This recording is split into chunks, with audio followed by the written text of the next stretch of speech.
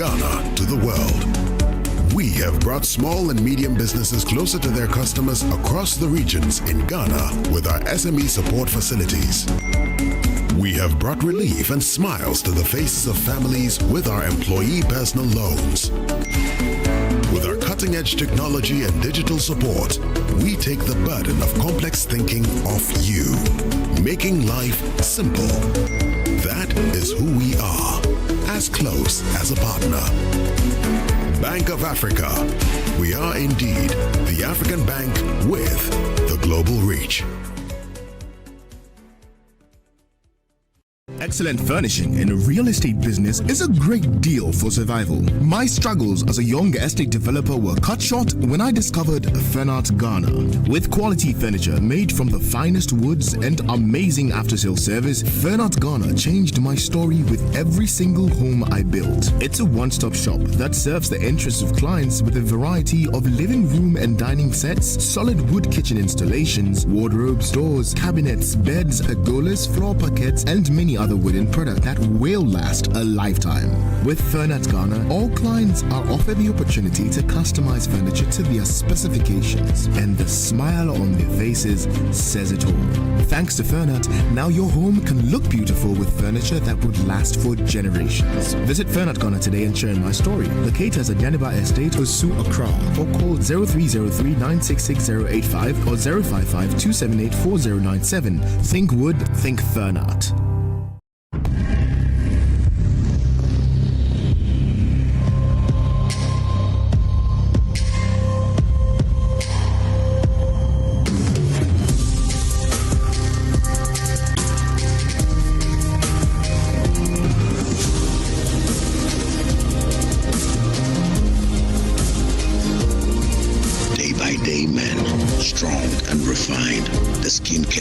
You deserve.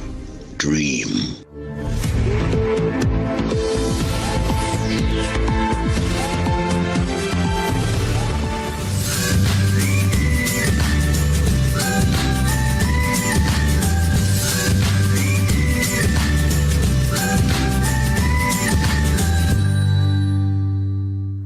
Hello beautiful people, welcome to Home Tips with Mira. Home Tips with Mira is all about learning home tips, DIYs and quick home remedies. So today we are looking at a DIY, what you can do yourself. And for me, what did I do? I planted tomatoes and I have with me my small basket and I'm going to harvest it. So whilst harvesting, I'll tell you certain things that you need to know about tomatoes. Please take and stay with me.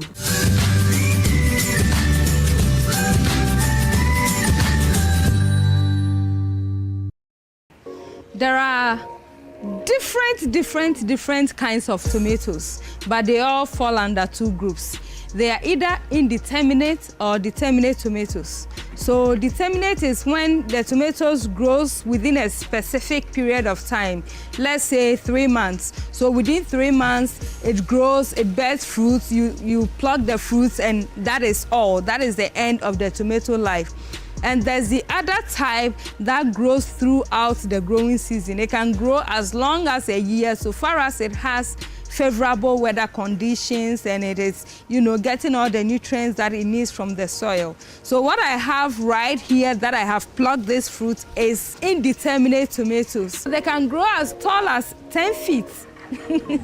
So long as you can help it, it will grow and it will be giving you fruits on, as and when.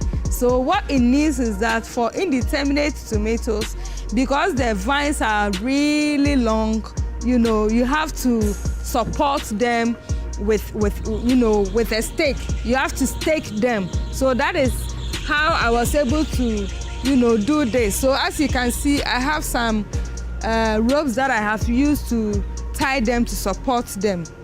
Another thing about determinate and indeterminate tomatoes are when you go to an agric shop and you go to buy the pack of seeds, you can see that it is written on the pack of seeds whether it is determinate or indeterminate. Like I said, determinate finishes its job within a specified period of time. If it is 3 months, it is done. But with indeterminate, it keeps on growing and it keeps on bearing fruit. And with this type of tomatoes, which is indeterminate, it is more suitable when you grow it on the ground. But determinate ones, more suitable also for container gardening. So if you are somebody who enjoys home gardening, you can plant the determinate tomatoes, which will be ready in 3 months in a container gardening. But with this one, just prepare your piece of land, just try and, add compost to it and, be tending it from time to time, and you are sure that it will be giving you fruits as long as the weather is conducive for it. So as my tomatoes started fruiting, I started experiencing fruit fly invasion. So they will just come in and then just look at the tomatoes that are matured and about to ripen, and then they will just pierce a hole. I don't know how they go about it, but in the end, they'll end up spoiling my tomatoes. You just pick one and then you cut inside and you see that they have laid eggs and there are maggots in the tomatoes. So this is something that I did in order to attract the fruit flies. I just got a bottle like this and then I perforated the sides. And then I mixed vinegar and water and sugar, and then I poured it in the bottle. The scent attracted the fruit flies, and I did this and I hung them at different places in the garden. And since then, I haven't had any invasion of the fruit flies. I'm sure that it has trapped all of them. When you look inside, you can see that some flies have fallen into the bottle. So this is something that you can also do at home to prevent your fruit flies from worrying your fruits.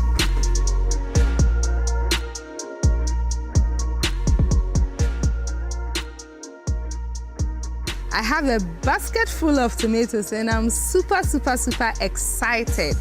This is as a result of home gardening, and I'm just going to enjoy my cherry tomatoes. I'm just going to enjoy it in my salad. This one, it is pure, it is organic, it is undiluted. So I'm just going to put them down. Look at this one, for instance. It's not all that red, so I'm just going to put it at a cool and dry and airy place for it to, the ripening process to happen more, so that I can have like red tomatoes like this. And did you know that tomatoes are very good for men? So please, when you plant tomato plants in your home, please make sure that your brothers or your husbands or your friends will consume them in its raw state. I'm talking about organic tomatoes.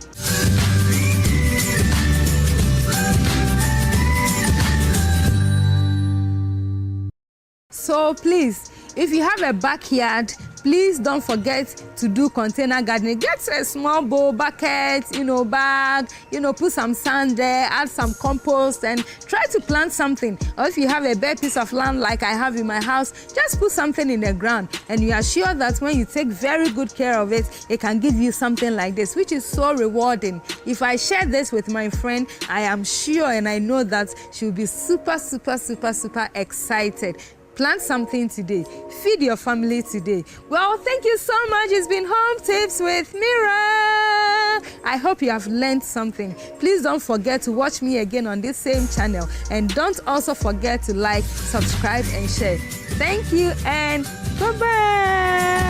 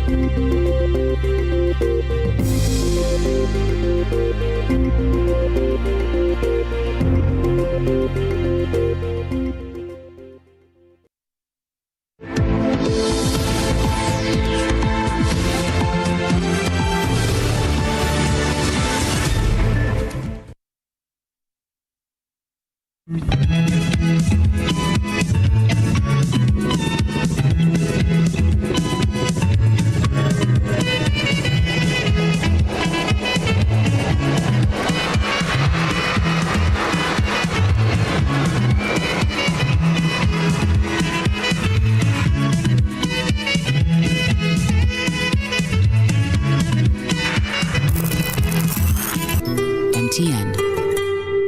Bank of Africa, as strong as a group, as close as a partner. Where Duraplas goes, water flows. PS Industries has introduced a new roofing system known as ColorLink Plus. Flamingo paint, simply superior. Syntax stand.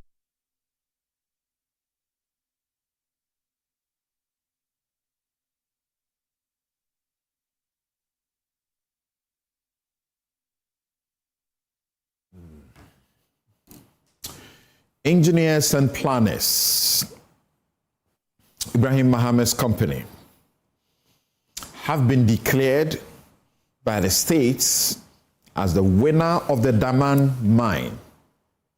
That is consequential. It's a consequential mine. Was the process fair? Or, as some critics allege, was rigged in favor of the company belonging to the president's brother? Will probe that subject. Then when the Attorney General joins a plaintiff to ask the Supreme Court to scrap the independent Office of Special Prosecutor, or at least strip it of its power to prosecute, it sends tongues wagging. We'll probe that as well.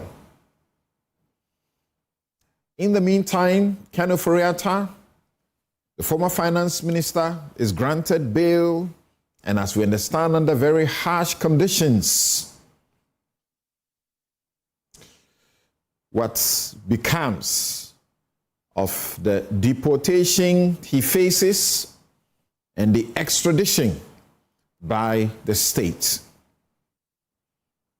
Has he been handed some arsenal by what is happening here back home to argue favorably before the US judge? The anti-LGBTQ bill is no longer priority.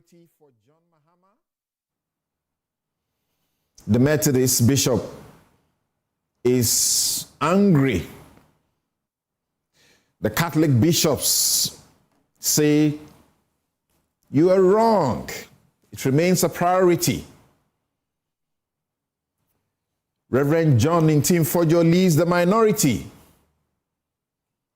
to get Ghanaians to demand that President Mahama honors his promise to the public. I'm Samson Ladia Yanini. We'll be right back to deal with the vexed matters.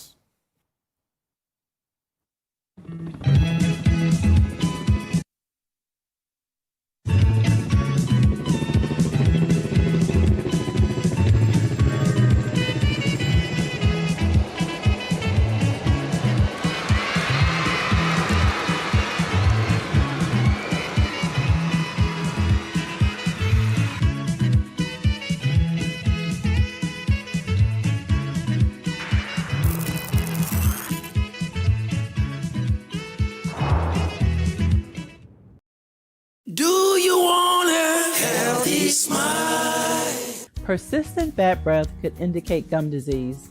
I'm Tanya from Bethel Dental Clinic, Ghana. Did you know that gum disease is a common cause of bad breath or halitosis? But there is hope. As dental hygienists, one of the main things we do when you come for your periodic visits is to examine your gum health by completing a periodontal assessment. Gingivitis, the early stage of gum disease, is common and characterized by swollen, bleeding gums and halitosis. The good news is that gingivitis can be reversed back to healthy gum tissue. Regardless of which stage is present, a professional cleaning or deeper cleanings are needed as a first step to treating halitosis or bad breath. So, schedule your appointment with your hygienist now to learn more about maintaining healthy gums and getting rid of bad breath. Healthy smile.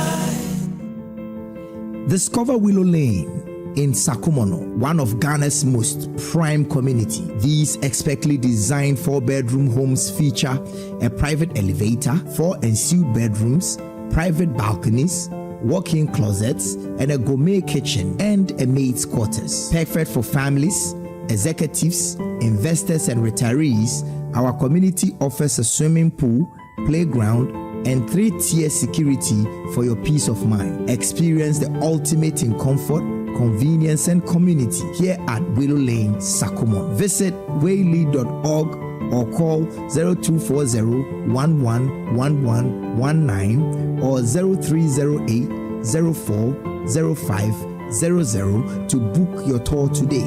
Waylead, your trusted home builder.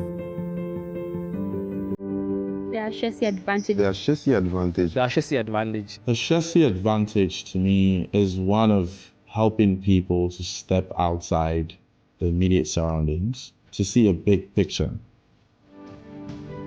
I think that the Ashesi advantage has to do with the fact that no matter where you find yourself, you are able to stand out. One thing that helped me take up entrepreneurship was because I had been at Ashesi. The culture had encouraged us to pursue passions. The culture had encouraged us to solve problems for Africa. Over the years, I've seen Ashesi grow into a more trusted brand that is recognized across the globe. I think the highlight of my experience in Ashesi was its ability to impact the spirit of empathy or a sense of responsibility to people less privileged than myself.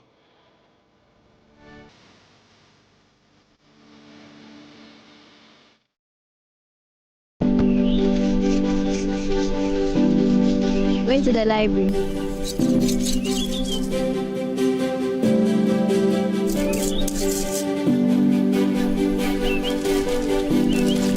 Going to the library. Okay.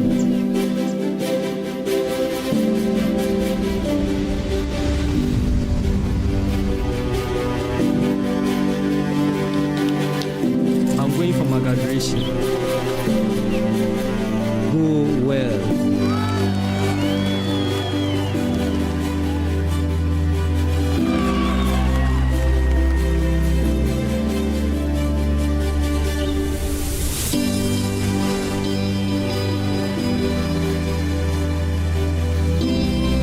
Education changes stories, and being part of these stories is the real passion for us. MTN.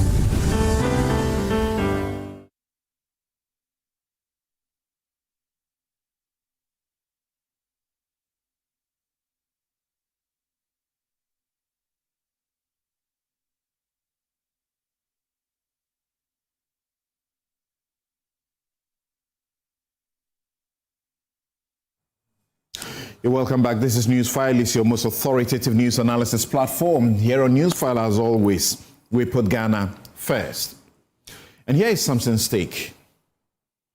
The lawless overreach of IOCO in pursuing a Council of State member. I have always been and remain unashamedly pro-state when it comes to the fight against corruption and the robust enforcement of our laws.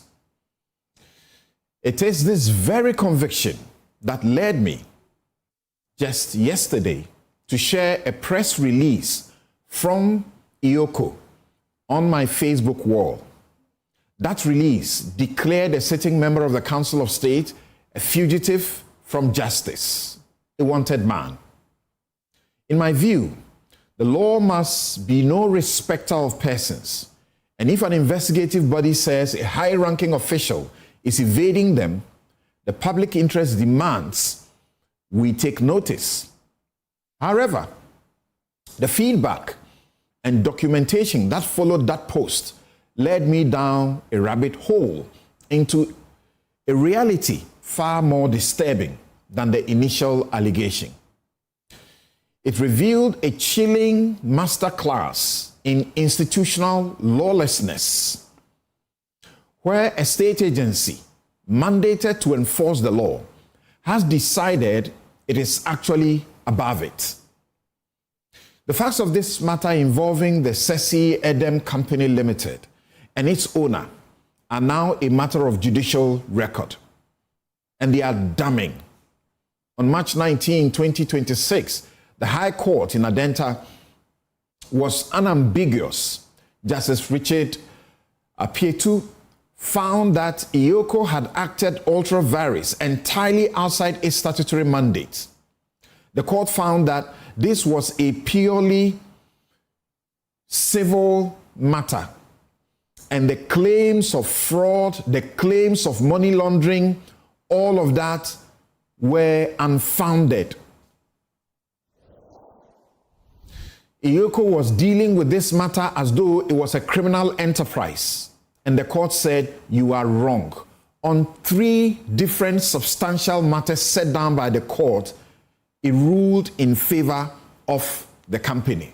Most tellingly, Iyoko failed to follow the very law that gives it life. It neglected to seek confirmation of its freezing order within the mandatory 14-day window required by its own act, 804. The court did not merely suggest a course of action. It revoked the freezing order and commanded immediate defreezing of the accounts of the company. Yet, in a display of breathtaking defiance, Iyoko's response has been to double down.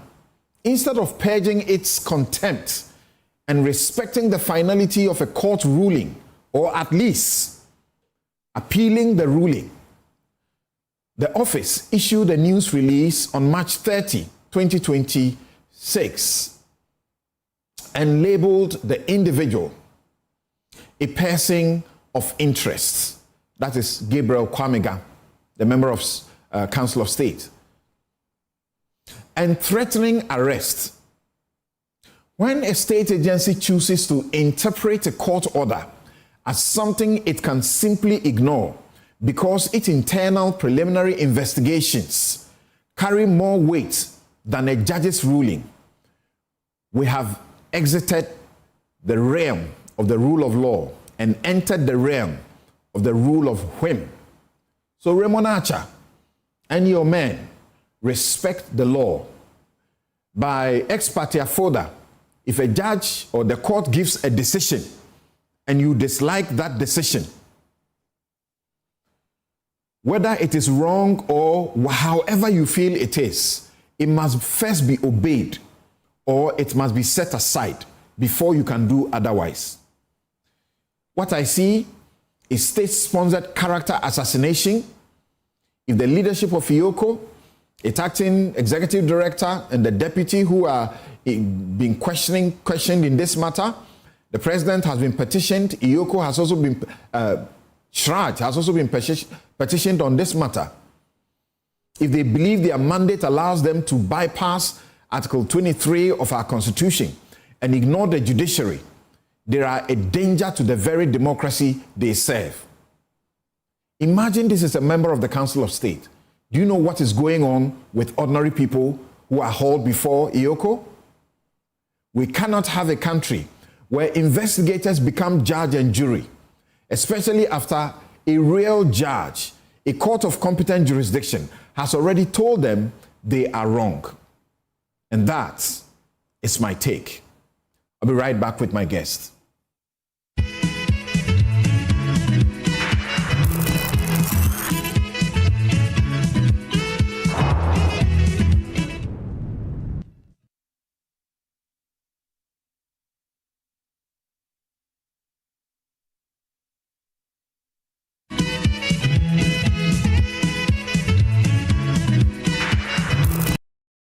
Yes, next. Hey, Nadia Benson, some more. Me didn't tum. Mr. Femi Kalika, just call me cockroach. Now, Mr. Femi once now. Hey, is that you? Impruka. Yeah. Captain was key to double the action.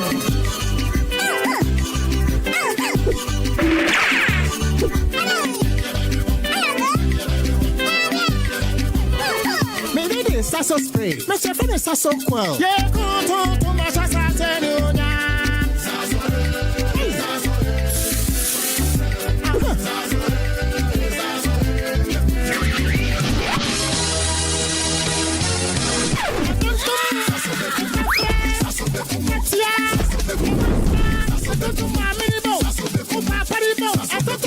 tempo, enter to mommy, enter to papa. Sasso, come and tom preko.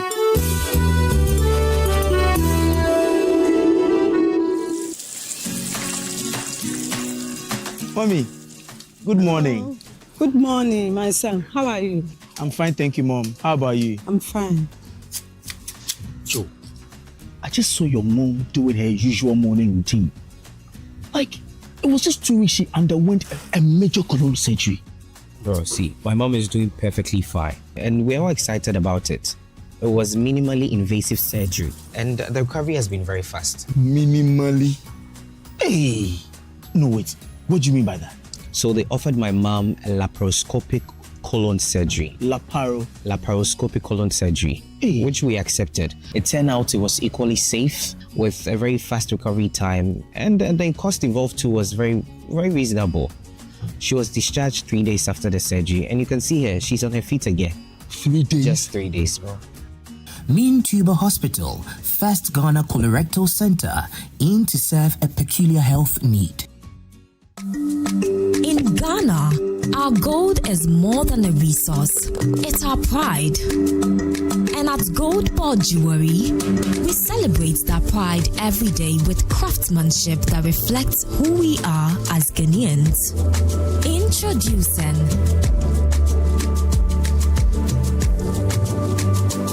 the Gold Ball Jewelry Gold Tablet. Pure, certified, proudly Ghanaian gold. The best part, when you buy a Gold Ball Jewelry tablet, you own it. You keep your gold with you, not with us. It's more than a jewelry. It's a smart investment for every Ghanaian who wants to secure their future. Gold Ball Jewelry Gold Tablet. Own your gold. Own your future.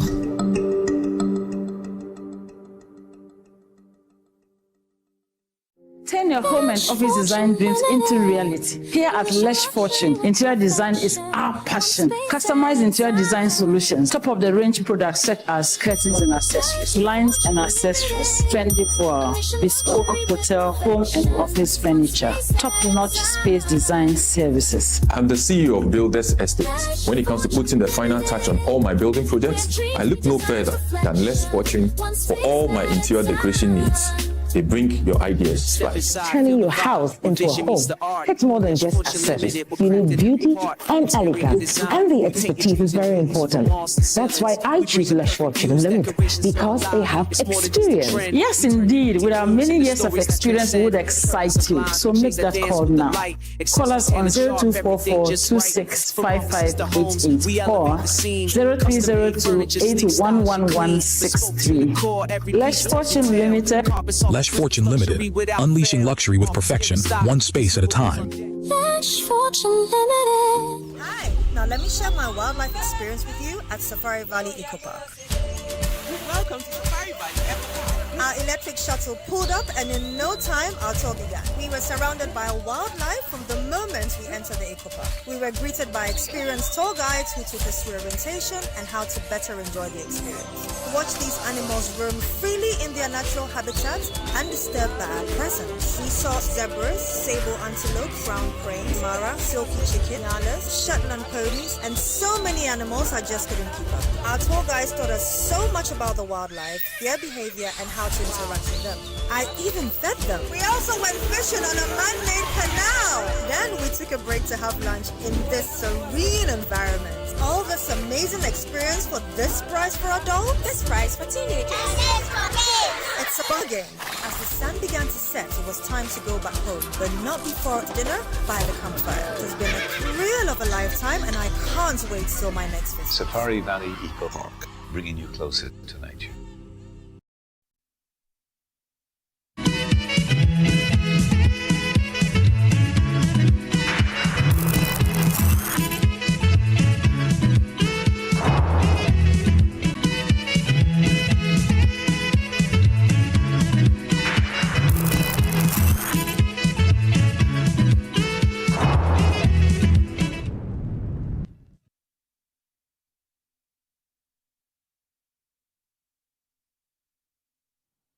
You're welcome back. This is Newsfile, it's your most authoritative news analysis platform. And here on Newsfile, we put Ghana first. And my guest, Bright Simmons, is Honorary Vice President Imani Africa. Just by him is Inusa Fuseni, former MP Tamale Central and former Minister for Lands and Natural Resources. He was also in charge of the Roads Ministry.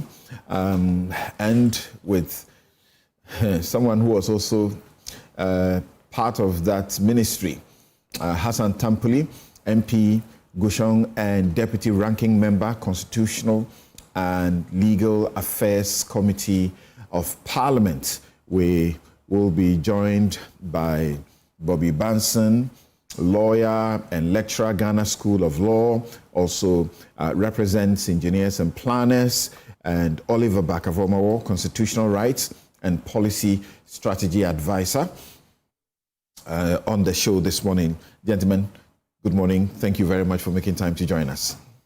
Good morning. Thank you Great, for having great, us. great, Thank you for great. having All right, so we'll begin by getting you to appreciate what the Damang mine is all about, and then come to talk about how consequential it is for what is going on.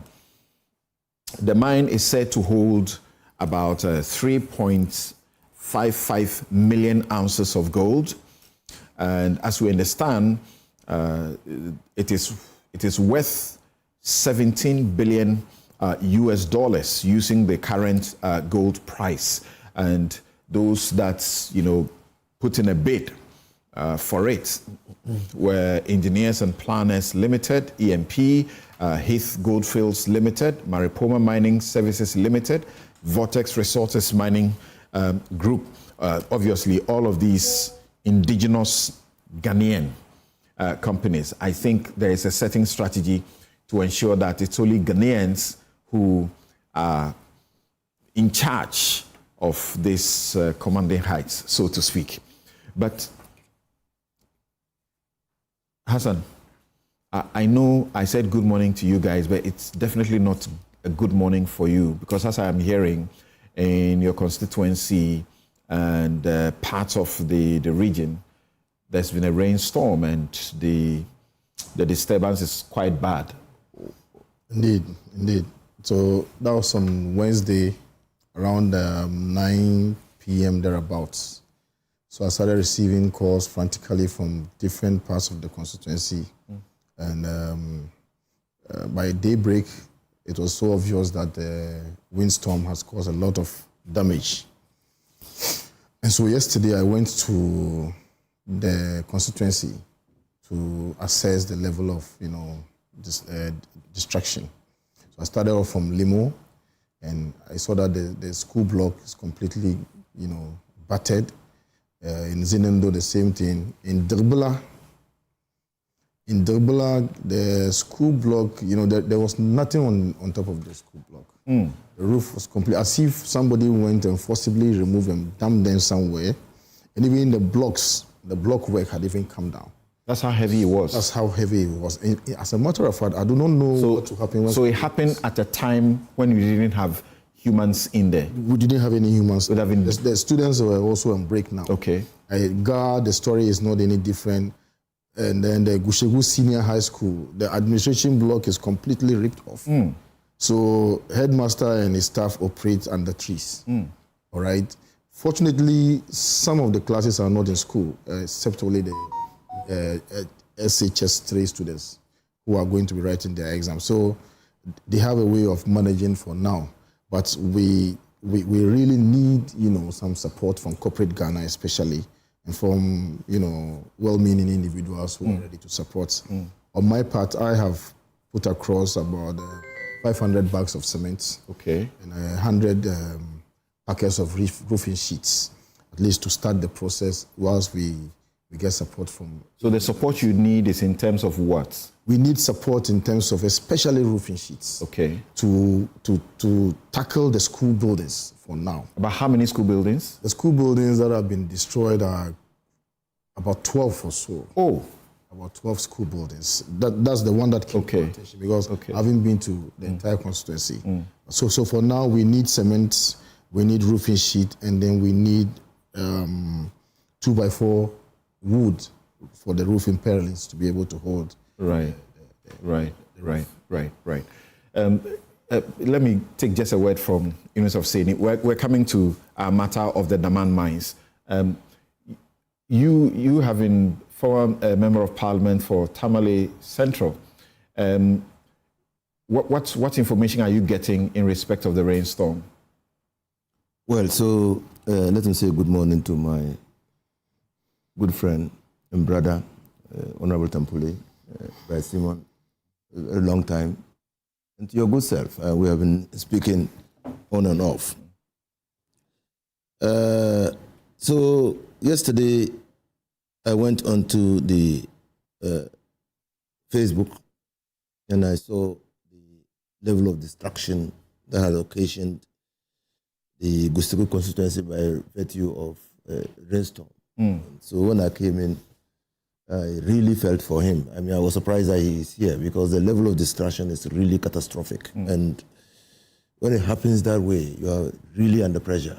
I mean, it's somehow mitigated by the fact that the schools are on break. If the schools were not on break, that would have been an emergency situation. It still is because the schools are not on break for too long. Exactly, they are not. So he has to use this period, and the district assembly and all the institutions that education ministry have to use this period to ensure that they fix.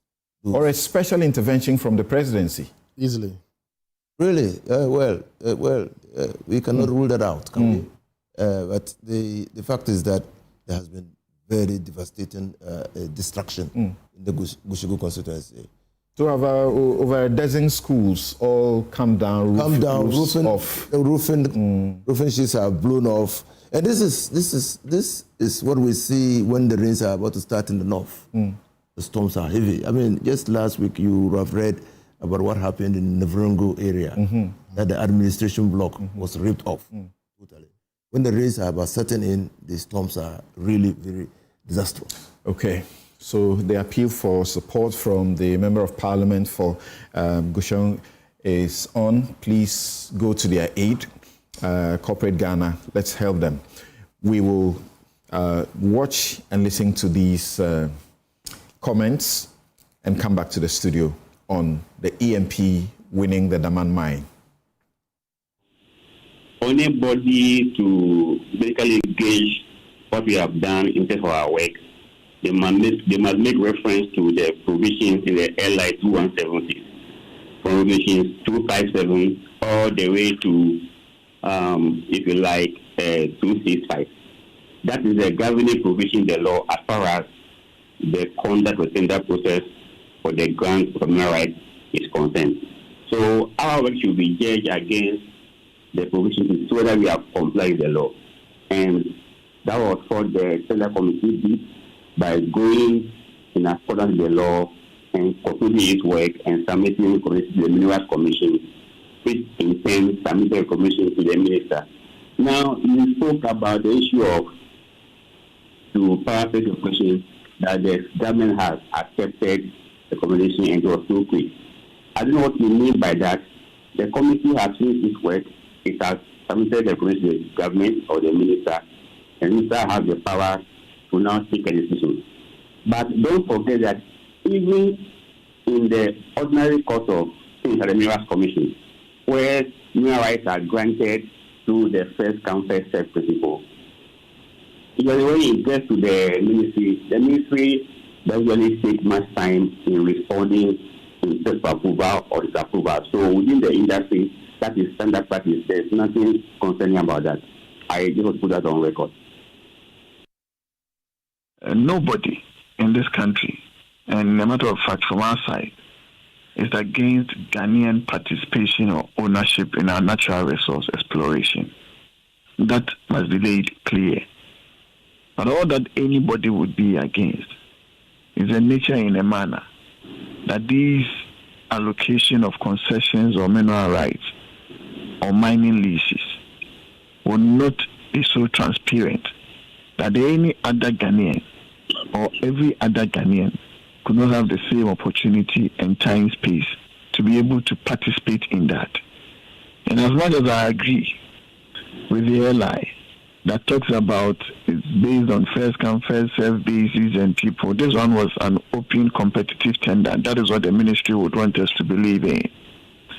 Now, my brother, doesn't it surprise you also, in any case, that a tender that closed on the 31st, that was Tuesday of March 2026, that is even by the same letter that the Minister of Lands and Natural Resources issued.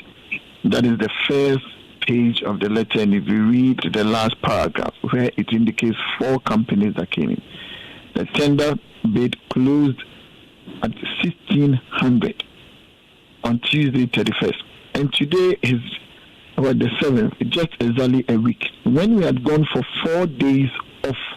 So we are talking technically about 3 days. We are able to have a review of this tender process, giving a recommendation, and so moto as the ministry received today, just under say 30 minutes or 2 hours. The ministry has also given recommendation and approval, and I've called on the Minerals Commission to expedite action and basically make sure that all necessary processes are gone through. That is where the challenge is. If you find this process as being straightforward, fair, under the guise of using legality, and if you don't have a problem with that, then I beg to differ. We must also be looking at the greater exposure that we are also all in all of these putting ourselves through. I have personally been to Damang. I have personally visited the mines. And for all the discussions that have gone on, and for me, just under 4 or 3 days of going to Damang on Wednesday, with the entirety of all the team that went to Damang last week Wednesday, and you probably would have this under 1 week. So what's the basis of the suspicion of state capture, the suspicions of, a rigged process in favor of the company belonging to the brother of the president? We will get into the details. And as I mentioned to you earlier, and as you have seen us, roll out in our slides, the mine is consequential because it is said to hold as much as 3.55 million ounces of gold. And if you use the current gold price, that will mean that we are looking at some $17 billion US. And then we had only local or indigenous companies, putting in a bid. 2 of them were disqualified immediately because they didn't meet the basic qualification criteria. And then eventually, engineers and planners, they scored the highest and were awarded it. Okay. Bobby, welcome. And also Oliver Bakavomawo, welcome. Thank you. Great. Good to have you guys. Now, Bright, you have written this article, and I've been reading it with a lot of, interest. And you raise issues, some of which the Member of Parliament has also raised about the bid process, which didn't look good. What exactly was your point? I think we have to start off by reminding viewers that Damang was one of 2 mines owned by Goldfields. And the bigger one, Takwa, is still in operation. The lease for Damang was about to expire. Goldfields made an effort to renew the lease. And usually in Ghana, if you are, a large-scale mining concession operator and you are mining properly, you are, generating benefits for the state, given the investment you've made there, these are heavily capital-intensive. It's a whole bunch of infrastructure.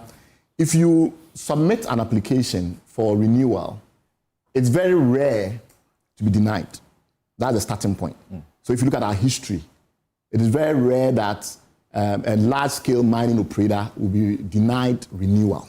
That is why Anglo Gold has been holding on to Aboase for over 100 years. The same principle actually applies to real estate. Exactly. In ownership of land and so on. Things like that. So almost automatic. For an analyst like us who look at public interest, we look at anomalies, we look at patterns that are different to see if there's something going on. And in the case of the refusal to renew the license of Goldfields, some people send us information to suggest that the government's position was not driven by public interest. So we look into it in great detail. And in looking into it, we realized that the government's position was simply untenable. The arguments were just simply unreasonable. And I can go into that given the amount, provided we have the right amount of time. We also noticed that the government's response was to the effect that, we will not renew it by 18th April 2025, if my dates are exactly correct. So get off the mine. But a mine is not a kiosk, right? A mine is a very complex operation. So if you are a thoughtful, rational state actor, you don't ask somebody to get off a mine precipitously. There's decommissioning. There's a whole range of things that has to be done. So even if you intended not to renew, you should have given them long notice, because they've started making the processes, months in advance in engagements and things like that. So I wrote an article suggesting that it looks as if the government's actions are being driven by economic nationalism, which is to, as much as possible, let Ghanaians control and own our resources. And I made it very clear that while that is a very commendable goal, it must be done properly. Just having the vision that you want to do indigenization is not enough. You have to have the policy and the strategy and the due process capacity to make sure you are doing things properly. And in that time, I didn't say it, but today I can say that we have examples around the world of attempts to let countries control their own economic destiny. And they have differed in terms of results based on how the actions were undertaken. So if you look at Zimbabwe, which is one country that has gone through an attempt to do indigenization very vigorously, and then you compare it to China, you compare it to Thailand, other countries in Asia, East Asia, who have also done indigenization, you see that Zimbabwe has not got the results it needs because often lack of due process, lack of policy strategy, thinking through the steps, etc., have been poor. So given all those facts, if our goal is to ensure that there's more local ownership, that's not the way to go about it. We have to be thoughtful. But in the course of writing that essay, I mentioned that there are some political economy issues we have to bear in mind. That there is a contractor to Goldfields called Engineers and Planners, owned by somebody very politically powerful in Ghana, who is unhappy with Goldfields because it claims that when Goldfields said it was going to pause mining in Damang, it was interested in taking it over. So they had sent a notice to Goldfields. When they received a demobilization notice from Goldfields, they had indicated interest in taking over the operations because obviously this company is a load and haul specialist. It breaks the rocks, it puts them in big trucks, it brings them to the processing plant, and then Goldfields processes the ore. And therefore, it gets paid only if that activity is ongoing, the load, haul, and haul activity, the blast, load, and haul. So they break the rocks, I'm simplifying. They put it in the truck, and then they send it to the processing site. That process requires that they get paid per ton of material that they are sending to the mine. So if you stop operations for a while, you are losing money. So I said their pocket have been hit by this. I also established that, given the fact that the way this company is financed is primarily in relation to its contract mining operations, most of the facilities just with banks goes directly to this process. Yeah. So if you ask them to stop mining, which is what Goldfields have done, naturally their creditors are not going to be happy. So those are the two things I said. And then I get a lawsuit from the company, Engineers and Planners. And because of that lawsuit, my interest has continued, which means I study everything about Goldfields and, EMP and the rest of it. So recently, when this tender was announced, I was very busy, and so I couldn't comment during that period, but I was following. And more recently, the minister, a few days ago, issued a statement saying that, they've gone through a tendering process. 4 companies expressed interest. Somehow, all of them were disqualified at various stages. The last one was disqualified at the technical stage before they could review their financial proposal. And only one company was left standing called Engineers and Planners.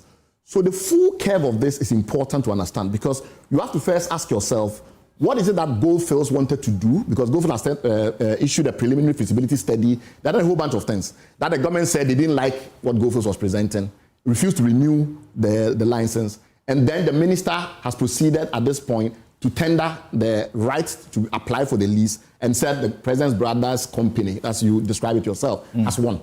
So that whole journey is important. Now, in terms of our issues with the whole process, it's very complex, as you know. You've read the document yourself, but I will try and simplify by going through them step by step.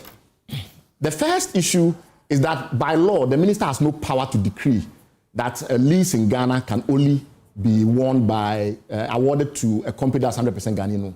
That's not in Act 703 or its amended successor. But the bid documents, you determine what you want. You do, but then what's the law? Okay. Does the law allow the minister to claim that only 100% owned companies in Ghana can do mining? Does the law prohibit the minister from doing so? If yes, it doesn't... But with our nature of legal culture, and this is going to be a multidisciplinary discussion, we are going to go all over the place.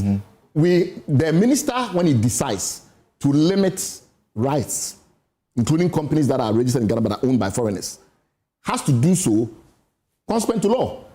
The law determines eligibility for mining leases. If the law has not expressly forbidden any particular rights holder in the country from getting a license, can the minister by himself, out of pure discretion, just make that determination? That's a matter of interest. Yeah, but for as long as there's no prohibition, I doubt that there will be a serious issue. Well, that's legally. up for discussion. Right. I'm saying that you look at the regulations that are very, the statutes that are very relevant to this, the mining laws themselves, and the investment law, where the legislator is interested in imposing restrictions and thresholds and things like that. They have been very explicit. Okay. It says if you are coming to the country and you want to invest in retail, this is the minimum amount you must spend. But there can be a state policy.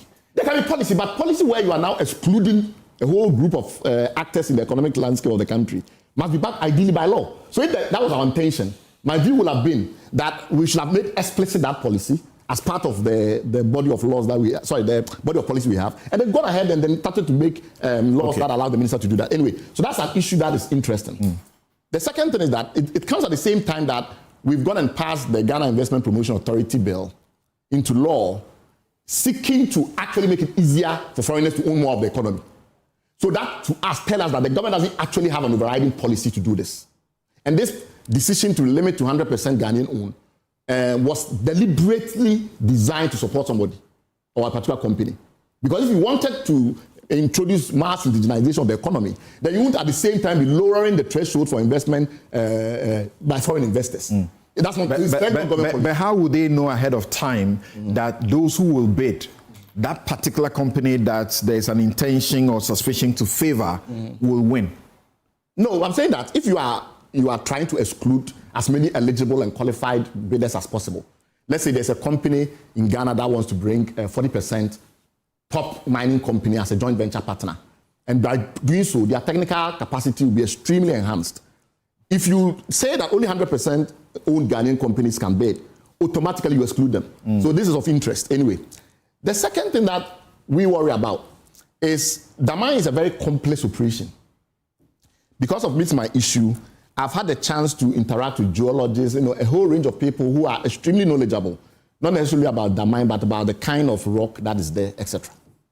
And some of the degrees of sophistication that is required to create a mine of this nature means that if I'm going to make a decision to take over that mine, I need to do extensive due diligence. I can't just get up and then say I have an interest to go and take over that mine. Even if I'm a mining company in Ghana, and I so happen to be 100% owned, let's say I'm one of the mid-cap, I hold a small scale license, and I'm therefore 100% owned, but I have an interest in moving up the chain. I've been doing the mining in small scale for a long time. I want to go in and take that mine because I think I have history of end-to-end mining. The fact that I have only 7 days completely disadvantages me. Because first of all, I have to have extreme due diligence done around the geology, around the financial requirements, around so many things. I need advisors. How long does it take me to engage the gentleman sitting by me as a legal advisor to come and advise me on what is required? How do I put together my plan? How long does it take to engage that person? How long does it take to engage a consultant in geology to help me prepare? So if you give somebody 7 days, You absolutely are not interested in ensuring strict competition. But there are those who met the 7 days. Okay. So why were all of them disqualified except one? We have to ask ourselves that question. The second point is that if you say 7 days and you can do it, the real question is why 7 days? Why not 3 months? Because remember that Goldfield's license was not renewed as far back as a year ago, almost a year ago. So during that period, they had only 1 year transitional lease given by Parliament. The government therefore knew that at the end of that 1 year, it's not going to be Goldfields that's running anymore because the government has been very emphatically clear that it doesn't want to do with Goldfields.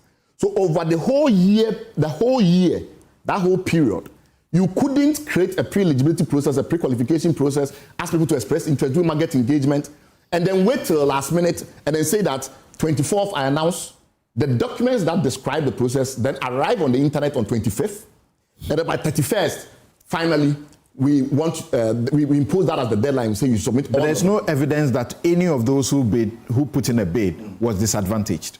No, I'm saying that the whole Ghana was disadvantaged because not enough people. What shows that I would not have been interested, and I would have built a team, hired consultants, advisors, to go and bid for it. And what shows that? There's nothing that shows that. So I'm saying that if we have such an important asset, that we say minimum investment criteria is $500 million, that already tells us this is a huge project. So you don't give 7 days for the tendering process. You actually have to do a expression of interest phase. Why? Because it's a highly complex dynamic. And the government's terms and all of those things will be important to those that are interested in bidding. Okay. And then after that, you can now move on to the request for proposals and then finally run out the tender. Right. So our argument was that was very poorly done. Last set of points. And here I'm not responding to, because I put the article out and there's been a lot of feedback. I'm not responding to some issues that have come up. One issue that have come up very strongly is that because engineers and planners was the subcontractor in that field. There are actually about 3 of these issues that allow me to go through them. Was the subcontractor to that field. Its advantage was natural. And that is because the biggest mining services company in Ghana. As I hear some people often say West Africa because they tend to assume that engineers and planners operate in multiple countries, actually operate only in Ghana.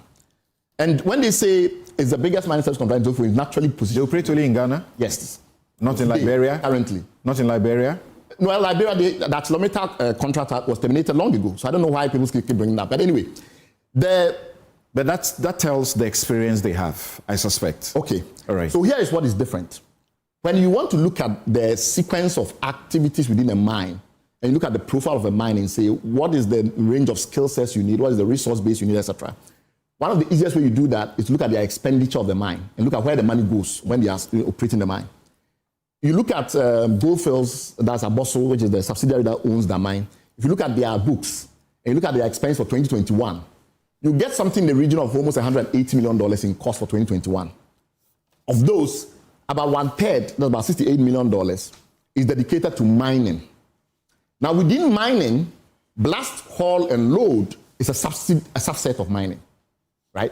So what that tells you is that while engineers and planners is very qualified in blast haul and load, it is not necessarily that qualified when it comes to the other 75% of activities that you need to run an efficient mine. What are some of those things? First of all, when it comes to feeding ore into the system, the whole grade reconciliation, that whole process, the whole discipline on its own. When it comes to the metallurgy, I'll give a very interesting point. I actually need you to pause, so I'll go to other guests and return to you later. Let me just wrap up on those 2 points. Damang, for instance, has a lot of pyrotites. That requires a complete different engineering because the oxygen issues are complicated. And they've had to invest in new processes like carbon in leach and things like that to get it going. That whole chemistry and geology has nothing to do with EMP. Then you have to think of the financing, the treasury management, the hedging, all the instruments, the relationship that allowed them to sell the gold at the best price, and all of that has nothing to do with EMP. So the fact that EMP is qualified in 25% of operations of a gold mine doesn't mean that EMP is the natural and seamless assessor. Okay. The second point that I also think comes up a lot is the fact that, And I will need you to pause on that. Okay. The second fact that I think, comes up a lot is this no objection certificate that was issued in 2024. And the no objection certificate, if you read the letter carefully, was the government saying that from a public interest point of view, which is what the law requires them to do, the test, it has not have an objection to EMP negotiating with Goldfields.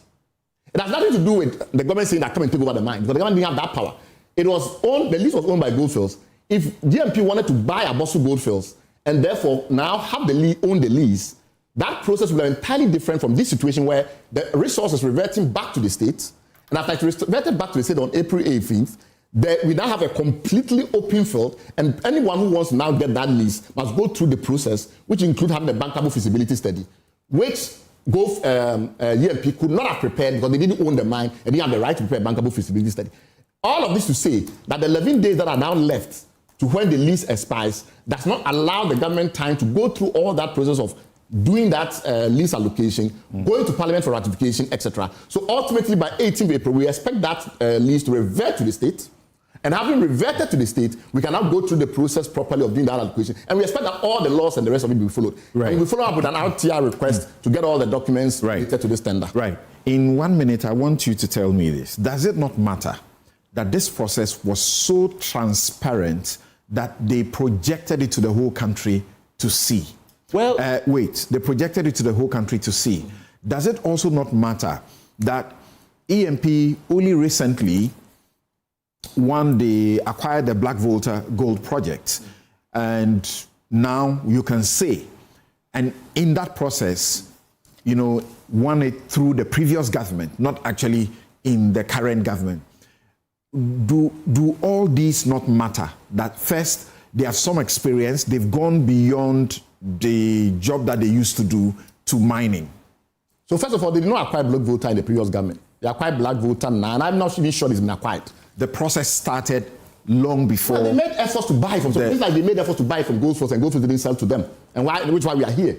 If Goldfields had sold their mine to them, or they sold the company to them, we wouldn't be here. So the issue that they started earlier on trying to buy from the company refuses. This is the second time that has happened, where they've tried to buy the mine, the company has resisted, and the rest of it. So after Black Volta, we don't really know the status, because there were issues in arbitration, etc., etc. Nobody else. The party that they were debating, they were negotiating with, has not said anything whatsoever. So everything has been finalized, and we know that now. How has it been finalized when we know there was a dispute and that we don't know how the dispute has been resolved? So we'll leave Black Vote out.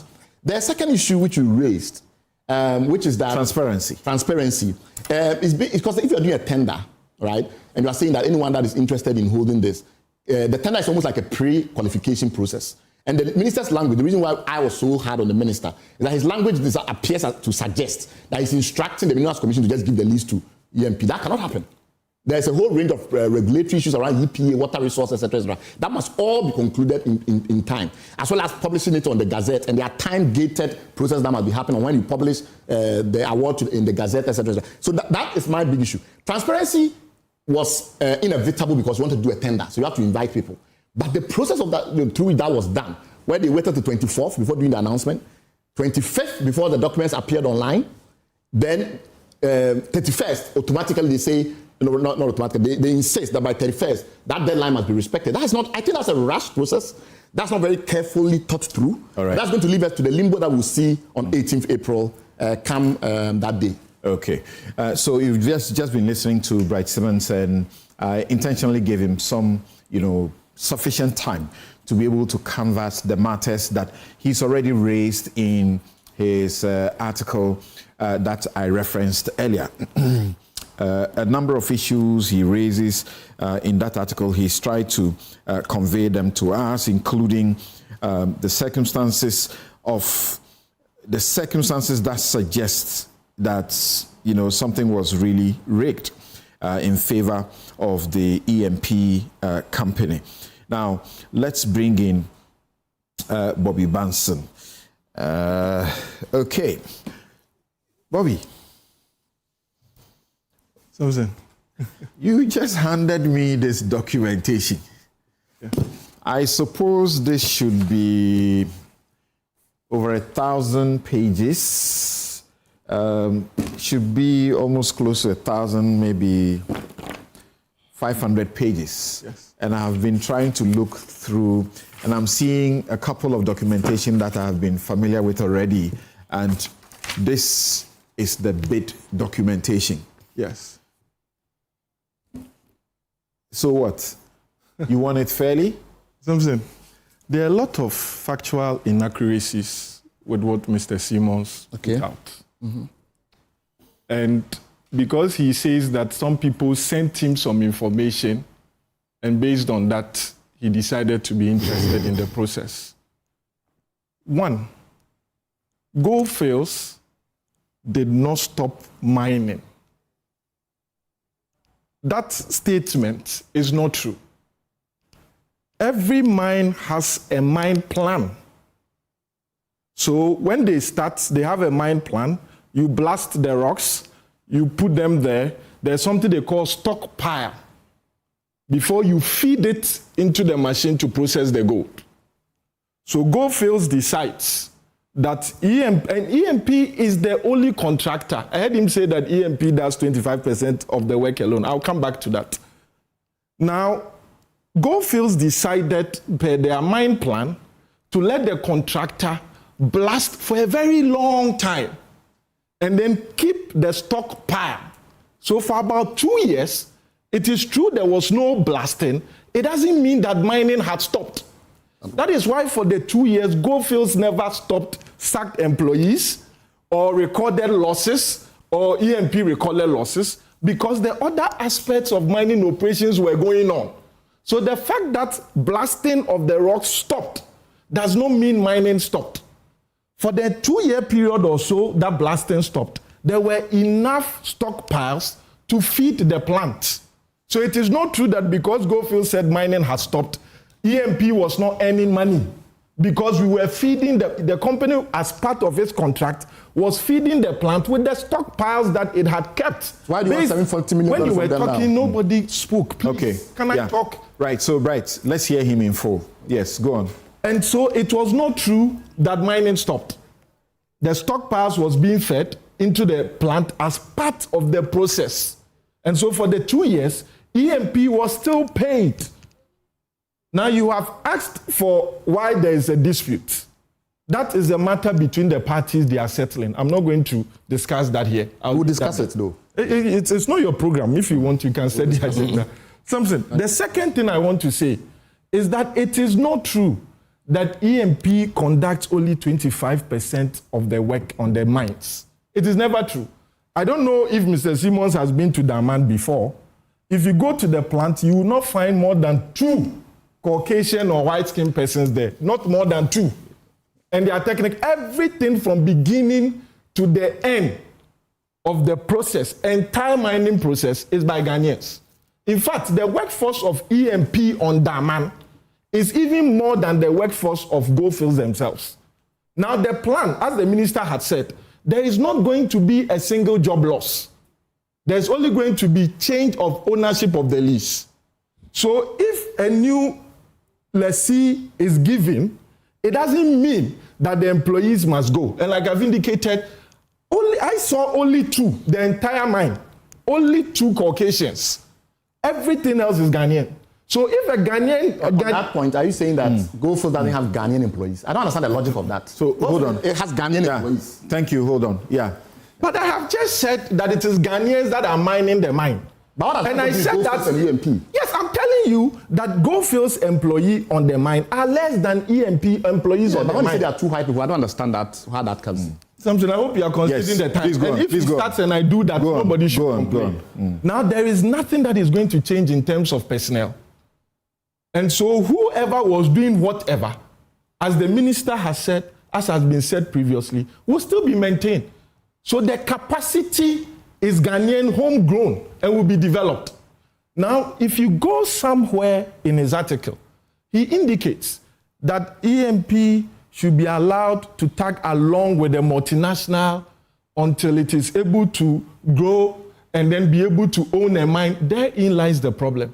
The fact that some persons, including himself, do not think that a Ghanaian company, homegrown, and he goes ahead to make comparison with companies like Samsung, companies like Huawei, and I ask myself, have you read the corruption scandals of these companies in their overseas attempts?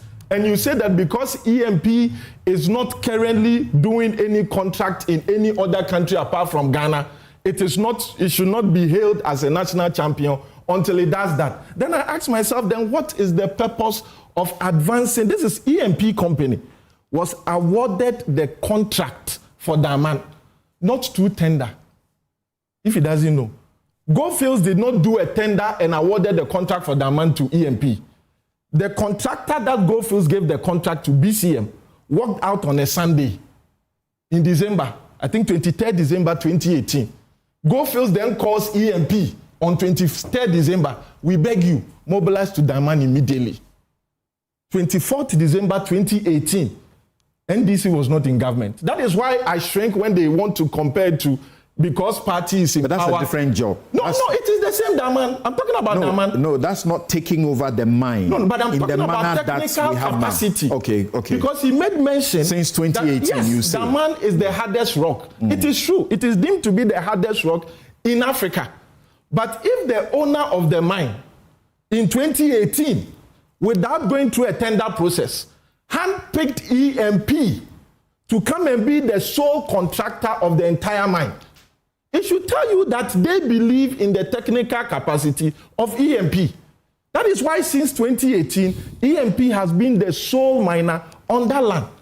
Now, this argument of this tender process, sometimes when you say you are doing policy, how it is rushed, and then you don't situate and the optics that look like some obvious insider, dealing in the process. Yeah, which he says looks like undermining what has gone on. If you say you are doing policy and you don't situate it in the context of law and the practical situation on the ground, you risk it more or less being propaganda. Now, I'm happy we have a former minister of lands here. Hassan has held ministerial positions before. Let me tell you what has happened in Damang. It is not true that government suddenly decided not to renew the lease. And I'm not speaking for government. I am happy in his conclusion, he said there was a 1-year extension from last year, granted by Parliament.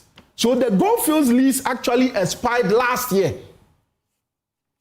Now, what I know, what I have read, is that the law says at a minimum, if you want to apply for a renewal of a lease, you must file the application, I think, within 6 months or 3 months.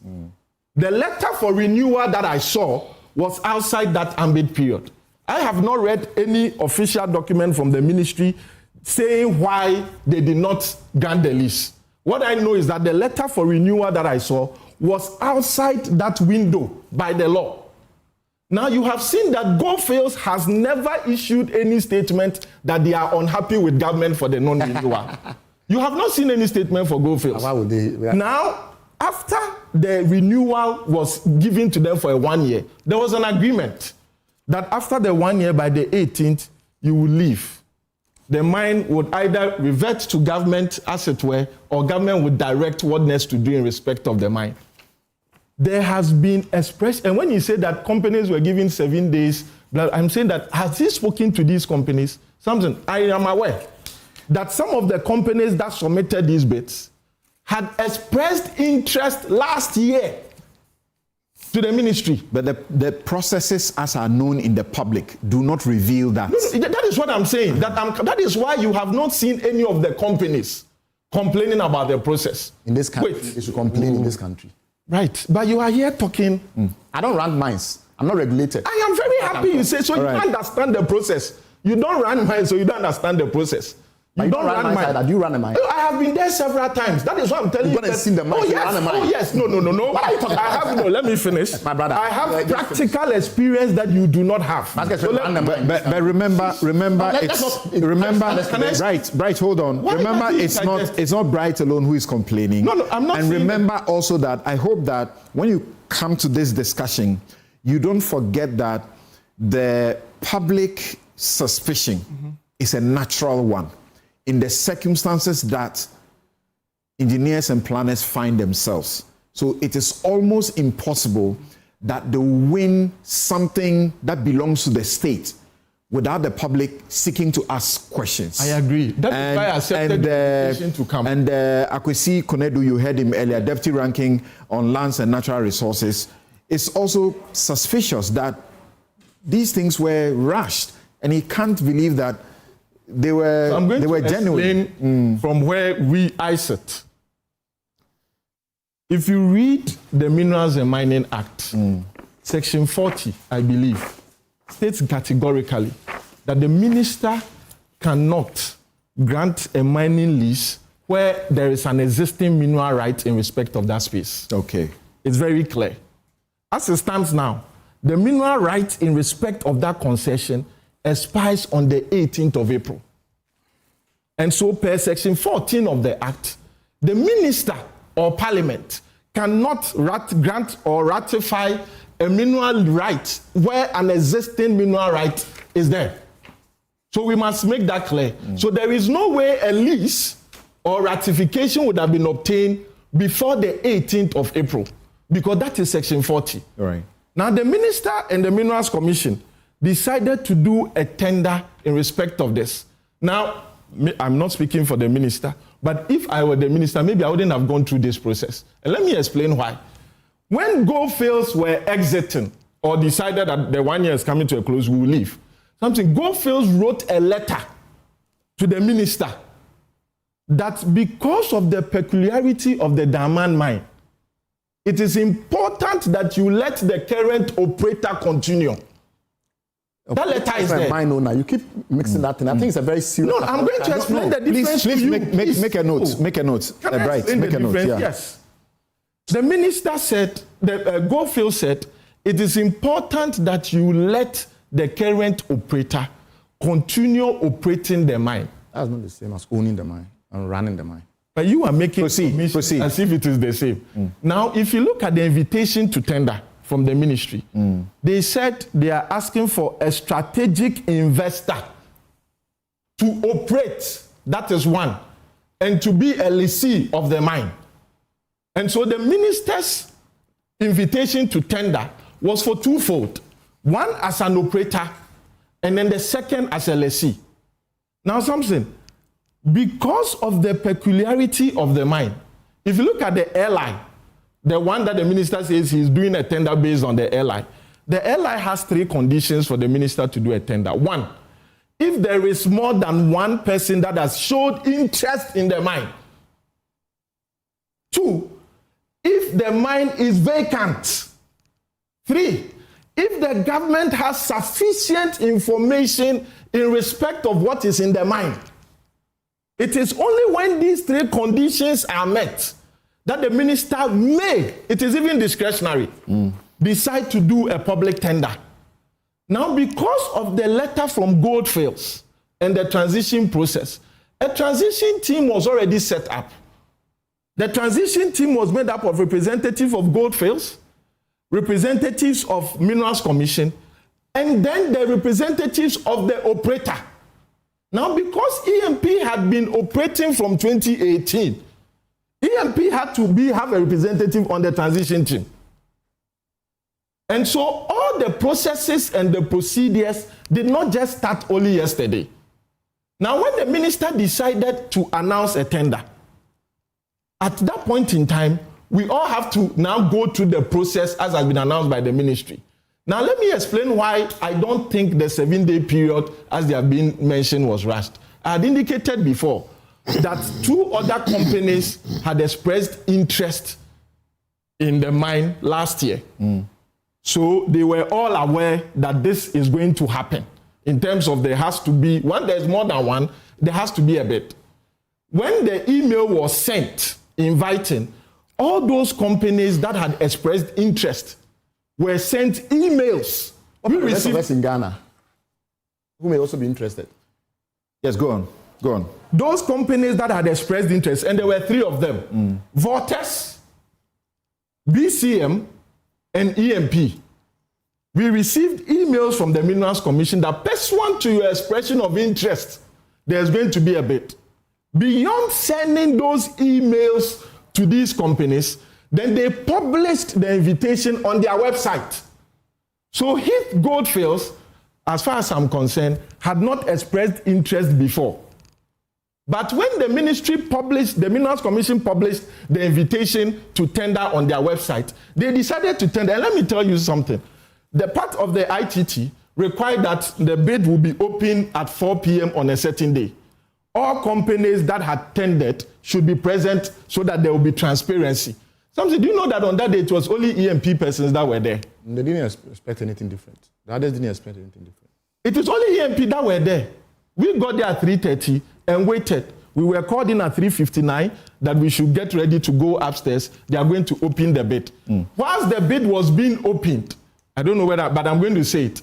It was at 4:05 that the person in charge of opening the bid said the secretary had just walked in, that they have received an email at 4:04 from Heath Goldfields submitting their bid. They said they will talk to the minister and decide whether to accept the bid, even though it was outside the time limit or not. Something BCM did not tender. The two companies, because the bids were open in our presence, so I saw it. The other two companies were disqualified at the first stage because as part of the bid, you must pay 100,000 cedis as your bid form. That's right. They did not pay. No, which are these companies? The minister says so. But there was nothing serious on that. Was Maripoma. Somebody has Maripoma and I don't remember. Yes, the two of them. Maripoma and Vortex. Maripoma couldn't pay 100,000. No, I didn't say they couldn't pay. It wasn't part of the document they brought. They submitted, okay. So I remember the person there called their finance people to check if per chance they had received payments from these companies that they didn't add. But they were not present to even say we have paid or we have not paid. And that is why I have brought. And that's a precondition to considering your bid. Exactly. So those two companies, Maripoma and the Vortex, immediately went out. Because it was left with EMP and Heath. Yes. Heath is also indigenous. I understand they are the ones now who have taken over the Bogosu Pristia, yes. Right? Yes. That's also associated with the Duforce. Exactly. Right. And as we understand, just last week, they have received a shot in the arm with a lot of mobilization in terms of funds to be able to mine that one and post profits. Exactly. Okay. Now, when the bids were open, the voters that had expressed interest from last year, like I said, I was going to say, I saw in his letter he had made reference to a law firm. Indeed, there was a letter from a law firm that even didn't mention the name of their clients and said they had been instructed by a consortium. Because the bids were open in our presence, so I saw it. But the consortium will be named, the entities that make up the consortium, the lawyers. But I'm saying the letter did not name any the of clients, them. Okay. And said they had been instructed by a consortium. Yeah, I'm saying that a consortium, you would have named the entities that form the consortium. The consortium. You are saying they should have named them in the letter. Yeah, it's naturally expected. Yes, but I'm saying the letter that was read to us didn't have their names. Okay. They said they had been instructed by a consortium to ask for an extension of time. And they brought this letter on that day that the bid was closing, not before. Okay. Now, you said that there's an inside job. This company had been working on the mine since 2018. Yeah, I'm reading this, the bid, the cover letter to the bid, which is dated the 30th of March. 30th of March 2026, under the hand of Dr. Ibrahim Mahama, for and on behalf of Engineers and Planners Company Limited and Damang Gold Mines Limited. Yes. So I wanted to confirm which entity is taking over the mine. So I was going to explain the dichotomy between operator and a mine owner. All right. Minerals Commission developed a policy that to encourage local miners to have experience, no owner of a mine should be the mining contractor. Because they noticed that... This has been for how long? It's been there since 2016 or so, I'm not sure. Maybe the Minerals Commission will know. That's a good policy. Yes. So there is a policy that every owner of a mine cannot be the contractor. And the policy was because, as at that time, all our mines were owned by foreigners. So how were we going to develop local capacity? Something, if you look at South Africa. So you are suggesting that when Bright says that it's important to let these companies tag along, very experienced with capacity and the money. It has been going on long ago. Okay. It has been going on long ago. All right. If you look at South Africa, there was an intentional policy that all mines should be owned by South Africa. South Africans, let me put it that way. And that is why we say that this mine that you said the value is 3.3 something billion, if it is owned by a foreigner, what it means is that when it is mined, they have no obligation to keep any of the money here. And that is why we complain that we've been mining in Obuasi for 100 years. We do not see any money. It is because the miner, at the end of the day, he has no obligation to keep the mining here. So the Mineral Commission with the minister, intentionally, the ministry, I think from 2016, decided to develop local capacity and said if you are a foreigner and then you own the mine, you should give the contract mining to a Ghanaian company. Okay. So it is not only EMP that is the contract miner. If you go to Asanko, if you go to Asante Gold, if you go to some other companies, the miners, the company doing the mining, the contractors are mostly Ghanaian companies. All right. Now, if EMP has been doing this for more than 10 years of studying, working side by side with these mine owners, you are saying that 10 years is not enough to build the capacity to own the mine? Yeah. So I actually see... Yes, I'm going to go to the question that you asked the difference. Yes, because I need you to pause so that I can get to my other guest. So this Damang Gold Mines Limited, that's DGML.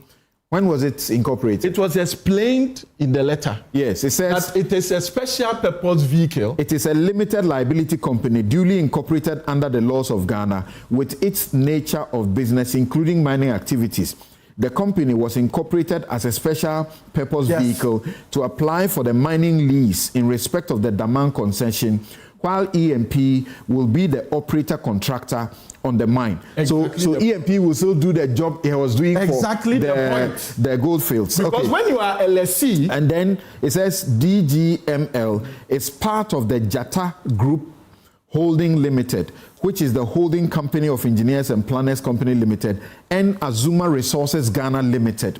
Dr. Ibrahim Mahama, who is a Ghanaian citizen, is the sole beneficial owner of the companies within the Jata Group Holding Limited. And then they boast about their capacity, about technical excellence, operational readiness, geotechnical and hydro mining capability, strong ESG performance, and proven track record. And I see that they actually, as part of to prove that they have been in the business for a while, they submit documentation, including this one from the Minerals Commission on the 10th of December 2020 for the renewal of registration as a mine support services company. So we even submitted, in addition to this, the recommendation from Goldfields themselves. Goldfields themselves, that Mr. Simon is saying that they are peeved by the non-renewer, recommended that give the operation to EMP. Give which operation? When was that? No, that was before this year. The mining support services that they have been doing. Yes, that is what I was coming. Yes. Is that what Goldfields recommended them for? Because at that time, Goldfields was leaving. The contract that they have with every supplier, third party, was to terminate on the 18th. Because they were leaving. Of what? April. I mean, after you gave them the extension. So they had written. Just hold on. So they had written to everybody that your contract with Goldfields terminate on the 18th of April because we are walking away. Then they wrote to government that even though we are walking away, because of the gap that Mr. Simon admits will exist if there is some process that is not consummated before the 18th, let EMP continue to operate the mine.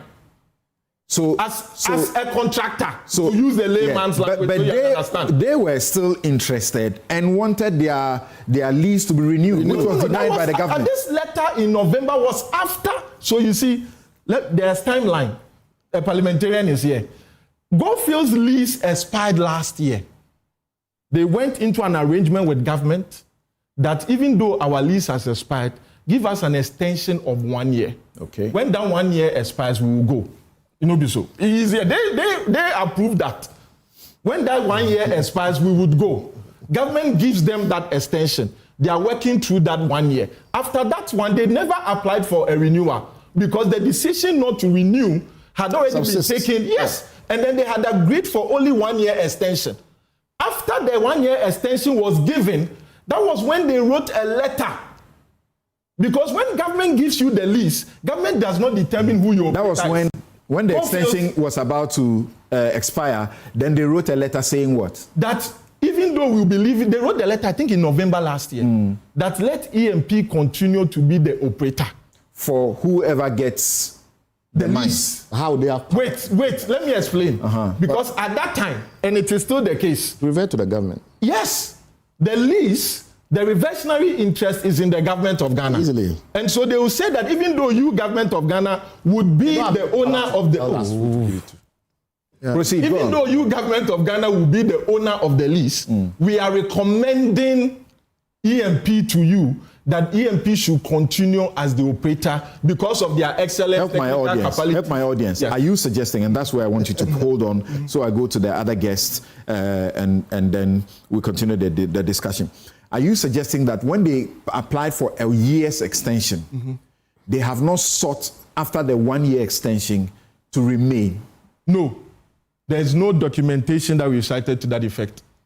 There's nothing. Okay. If they have, they would have said it. Thank you. After the 1 year extension, okay. Parliament has given so you the 1 two year. of you have given you very, sufficient time. No, hold on. No. I was checking. So hold on. Now, let me go around the table. And Oliver, what are you seeing? Or, hold on, Inusa. Minister. So, I've heard a lot of comments on this table. All right. Some of them are simply untrue. On the 7th day of November 2025, I submitted a paper on how we should treat our natural resources at the IEA Policy Dialogue Series. The benefits of Ghana natural resources, national versus foreign interests. And I concluded by saying that in order to benefit from our natural resources, we need some level of deliberateness and intentionality in the way we treat our natural resources. And that we're failing to benefit from our natural resources because of asymmetry of information, and part of it has been alluded to.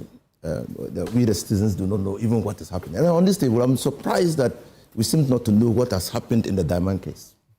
The facts are simply different. Samson, you talked about automaticity in renewals. There's a policy reform now at the Ministry of Lands and Natural Resources and the Minerals Commission that policy of automatic renewal is no longer available. We have to assess the work of the mines and companies and decide as a country. That is an exercise of our sovereign right to renew or not to renew. Also as part of a deliberate policy. To get the foreigners to exit so that there will be indigenous ownership. Indigenization. So let me read exactly what I said in the Policy Dialogue Series. So there's a policy. It's a policy. There shouldn't be a law as rights advocates. No. What law? It's not in the... What law are we talking about? So the removal of automatic renewal of mining leases. Further sector reforms are being carried out in the mining sector. Mention must be made of the removal of automaticity in the renewal of mining leases. The prevailing practice has been that mining leases were granted for not less than 30 years subject to renewal for another 30 years or a similar period. This is no longer the case. A mining company applying for a renewal of an existing mining lease or an extension of an existing mining lease must demonstrate compelling reasons for the renewal to be granted. This policy reform could signal the beginning of a paradigm shift in the treatment of our natural resources. This is your own statement? Yes. This was when? This was on the 7th day of November 2025. Okay. At the Policy Dialogue Series. Let's come to Damang. It is not... I thought you were referring to a statement by you whilst you were the Minister for Lands. We're talking about... No. This was a proposal you were making? No, a proposal. It's a mining sector reform now being carried out. Carried out by the state? By the state. Okay. I will just report on that. Okay. Now, on the Damang mine.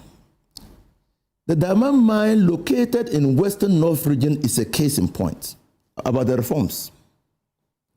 When the price of gold was low on the international market, Oboso Goldfields Limited, the owners of the mine, approached government with a proposal to further develop the mine to be more productive. So there was a proposal to government during the time of Nana Akufo-Addo. Government, after studying the proposal, entered into a development agreement with Abosu Goldfields. During the currency of the development agreement, government waived taxes for Abosu Goldfields. However, an audit conducted on the mine recently in 2025 revealed that Abosu Goldfields did not invest in the development of the mine. That's been disputed. Well, okay. Well, so I'm telling you that has been heavily disputed. Consequently, I'm saying that this is government's position. Why, when they said they want to do a forensic audit, why did they abandon it? No, this is government's position. Sure, right. Okay, no, I'm communicating the government position. Consequently, government has signaled its intention to take over the mine, which is presently in the transition phase. In November 2025, the mine was in the transition phase. The takeover will occur in April 2025. 26.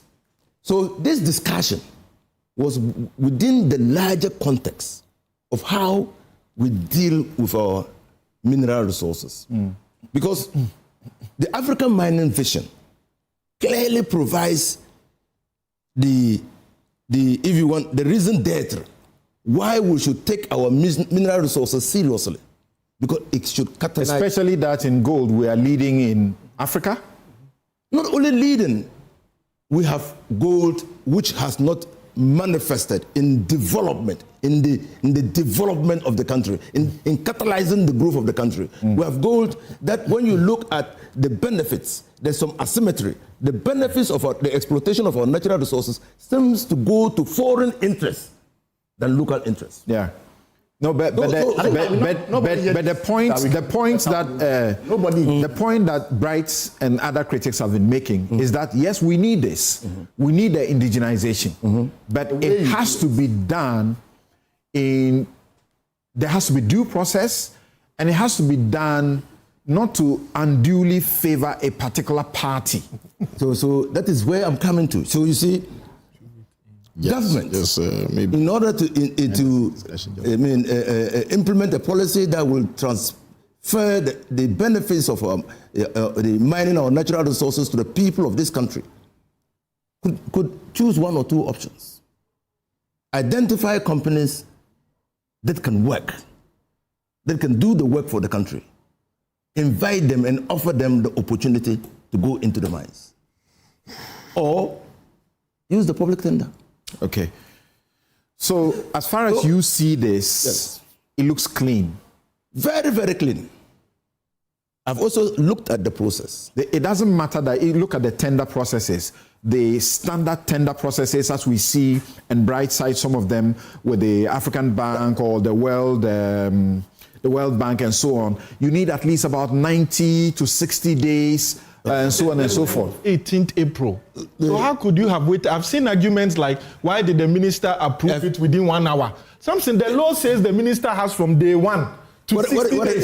What are you to recommend? What are you challenging? Are you challenging efficiency or lethargy?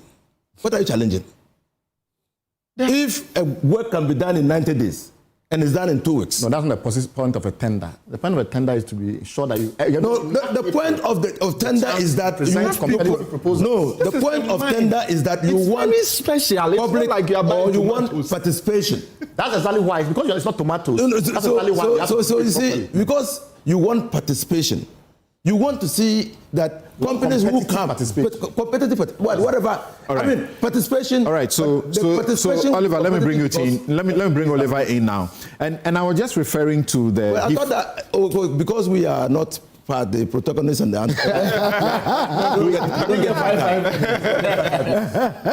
If you have more to say, please go on. If you have more to say, please go on. A piece of the action. But they get the lion's share. They get the lion's share. Oliver, you can take off. Yeah. You know, the Bogosu Prisia operation, as I referred to, that has also been handed to, giving to a Heath Goldfields. There's a lot of controversy.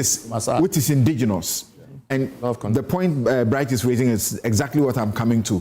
You have the locals, you have the workers, they have been up in arms and so on and so forth. You have to do it properly.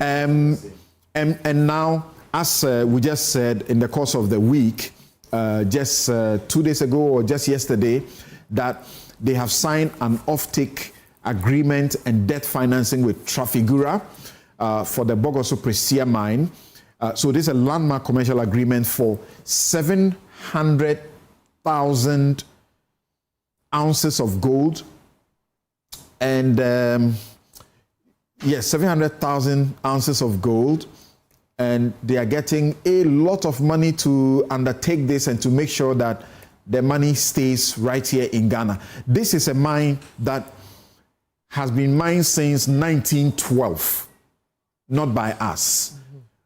First, what's your sense of, call it the opposition to the locals who appear to be getting the capacity to be able to do this kind of job? You know, the beginning of last year when we were in here, we had asked about my expectations of the new government going forward on the eve of the president's swearing in. And one of the things I talked about was my discomfort that critical sectors of our economy were still foreign owned. And that if we have to think critically about how we transition away from that in order to ensure that more Ghanaians are able to be in command of critical sectors. So on that point, I am enthusiastic or happy that we are beginning to see signs in that regard. Now, our mines in particular, because of the place, or natural resources more generally, because the place where they sit now in terms of revenue generation to the state, that we as a country must have a master plan. And that master plan must be reflected not only in policy, in law, and also in culture. I'll take culture first. Even within a lot of the mining communities and within these spaces, there's still a dominant preference for foreign-owned companies operating in these spaces because of the feeling that they get treated better. And so that when there's withdrawal, you see a lot of opposition to indigenous overtake of these companies. And it's something that we can't take for granted. We must be intentional about how we get people conditioned. Because if people have been operating in mines from 1912, we have the social infrastructure is accustomed to, as Bobby would say, you only see 2 white people there. See more white people there. And I'm even asking what is left, really. You know, so that's something that, now in terms of law also in particular, there has to be legislative reform that anticipates and pushes it there. Whether it's the South African example or other examples, that we must be clear that this is where we are inching towards. All the mineral rights as a foreign entity. What South Africa did in 2019 was introduce the Mining Charter 3, which requires black economic empowerment ownership of 30%. And when he's done, Oliver, you share your legal view on this. When he suggested that to indigenize the process and to prohibit foreigners, you need a law. Yes. So, as far as I'm concerned, we have to be very careful that we don't conflate categories. Ownership is very important. We want Ghanaian companies to own as much of the mining sector as possible. But you also want efficient use of the resources to benefit communities and the public. Because we've had a situation where in small-scale mining, for instance, even though it's reserved to Ghanaians, the experience we've had in this country has been terrible. So just simply saying that you can own a mine without thinking through the process, etc., means that you open the door for front ownership. There are a lot of companies in the small-scale mining sector who purport to be Ghanaian and own the mine, but the actual owners, the actual beneficiaries are foreigners. Some from the Middle East, some from India, etc., etc. So when you say ownership is important, I do not dispute it. Nor do I have a problem with indigenization. In fact, I am a big and strong supporter of indigenization. But I've seen a Zimbabwean experience where they bungled it, they allowed nepotism, cronyism, and the most critical issue, cartonomics, complete disassociation between policy and policy, to the point where it got to an extent where in Zimbabwe, even though they introduced those laws for indigenization, today almost all the critical mineral sectors in Zimbabwe are owned by Chinese. So go and ask yourself how an indigenization drive eventually leads to a country where all the critical mines and all its major mines are owned by the Chinese. Because people bought the mine, quickly flipped it, and then eventually when they loosened the law, all of a sudden it was only big people in Zimbabwe who own the mines. So that's an important point that we have to make. And almost like the situation where those who used to dominate the Galamsey field, or even small scale mining, you will see a Ghanaian, but they are just the face. They are just the face. Yeah. The second thing that is also important is that. But I'll come back to that. There was a fundamental problem with the Galamsey. All right. Okay. We'll return to for people of leftist extraction, like my brother here on my left, who supports indigenization from an ideological point of view, I'll ask them to consider whether or not Pan-Africanism in this stage is not invoked. Of the 5 big gold mining companies, only Gold Fields is owned primarily, has its biggest shareholder being an African government, the South African government through PIC, and other South African institutional investors. So if we were to say, for instance, that he as a Marxist, Pan-Africanist, I'm not sure he's a Marxist, but sometimes when I read his work, I get the impression that he's very much to the left of the political spectrum. Will that not be a consideration that a Pan-African-owned entity or an African-owned entity should have some rights, even if we're very worried about Europeans and Americans and the Chinese and the rest of it? So in that context, from a point of view of that fact, the fact that the South African government has made entreaties to our government telling them to be careful about this Gold Fields matter and the rest of it, in what way for someone like me who's a Pan-Africanist, how does that play? Because I'll bet him that if Gold Fields was owned by the Americans or the French or the British, this would not have happened. And he knows it. That tells us, therefore, that this is not an ideologically motivated action. Which is why some of us are asking us to be very cautious. We don't allow politicians and powerful people to ride on ideological... Bobby says... Right. Bobby says... Third point, which is... Bobby says, at the point of exit, they asked for a year's extension. No, they were granted... They were denied renewal, but the time that was given was not enough to do decommissioning. Because a mine is not something you can just walk up and leave tomorrow. So when we point the impression, help me, the impression Bobby gives is that we got to a point where they were disinterested and were no longer going in. Law limits it to Ghanaians. When it comes to the local content requirements under the petroleum, the downstream petroleum, again. Nonetheless, no law is broken by this policy. Yes. So law does that. Now, the question then that this raises is whether or not this would then be applied across board. Is it the minister's understanding that is creating a discretionary situation, or that this is something that he's applying consistently across henceforth? Okay. So that's perhaps... All right. Yes, legal potential. No, not on that issue. 30 seconds. What you wanted to raise. I need to go on break now. Okay, so if you want to concretize that policy, you can enact a law to back it up. Right. And like we've seen in other areas. Right. Now, the small-scale mining failed because of certain missteps we took. Exactly. So how you do it matter as much. So I agree with you. Exactly. But it is not because of foreign... We ourselves... in legalizing small-scale mining, reserve that activity to Ghanaians. Okay, thank you. Then we established the PMMC. It has not led to develop. Then there was a misstep. When we liberalized the purchase of gold, we then opened the floodgates. Okay? Right.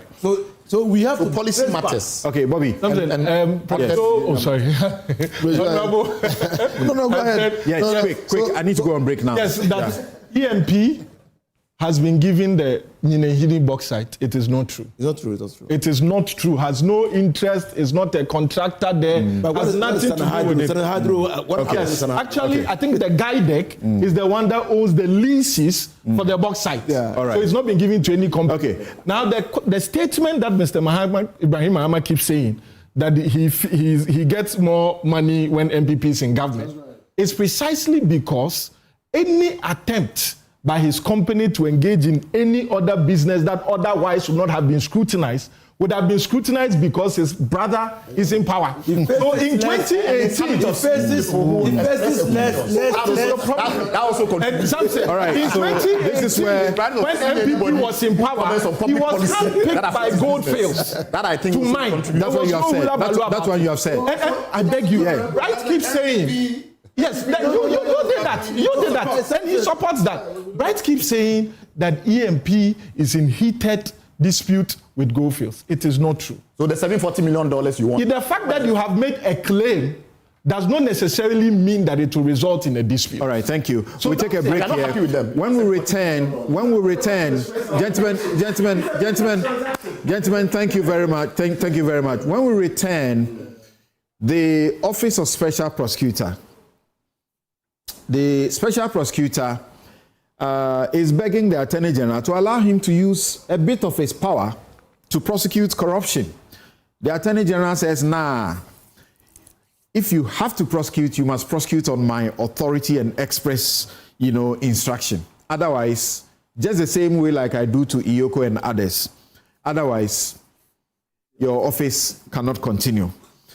We come to look at that issue, but there are so many messages from you, very significant persons who also want to say something about the, Damang mine. I'll read your messages before we begin that discussion. We'll be right back.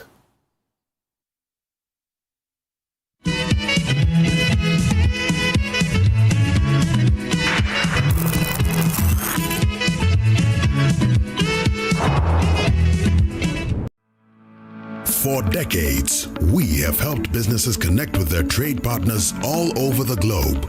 From Ghana to Burkina Faso, Côte d'Ivoire, Benin, Togo, Senegal, China, Morocco, France, Netherlands, and many other countries. We have made it possible to bring Ghana to the world. We have brought small and medium businesses closer to their customers across the regions in Ghana with our SME support facilities. We have brought relief and smiles to the faces of families with our employee personal loans. With our cutting-edge technology and digital support, we take the burden of complex thinking off you, making life simple. That is who we are, as close as a partner. Bank of Africa. We are indeed the African bank with the global reach.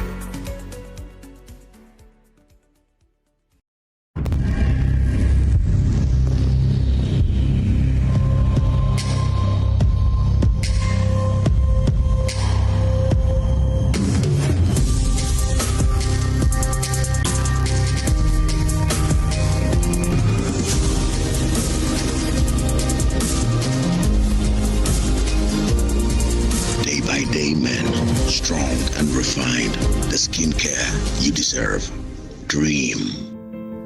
Discover Willow Lane in Sakumono, one of Ghana's most prime community. These expertly designed 4-bedroom homes feature a private elevator, 4 ensuite bedrooms, private balconies, walk-in closets, and a gourmet kitchen and a maid's quarters. Perfect for families, executives, investors, and retirees. Our community offers a swimming pool, playground, and 3-tier security for your peace of mind. Experience the ultimate in comfort, convenience, and community here at Willow Lane, Sakumon. Visit waylead.org or call 0240-111119 or 0308-040500 to book your tour today. Waylead, your trusted home builder. Welcome to Malcolm, where shopping is a musical experience for all generations. Granny's Let's Roll It Back. Malcolm Ghana, we did for you. Malcolm's got it all for me. Life made so easy, easy. Lemon squeezy, shopping made easy. Sometimes money day, sometimes some way out of pocket. Malcolm season. The price is right. The price is right. The price is nice. The price is nice. Fresh with the vibes, unbeatable. Do the price they fly. Do the price they fly. Your number one stop shop, number one. Your number one stop shop, Malcolm. Malcolm Ghana, we did for you. Malcolm's got it all for me and you. No matter the generation you belong to, Malcolm is where Ghana shops.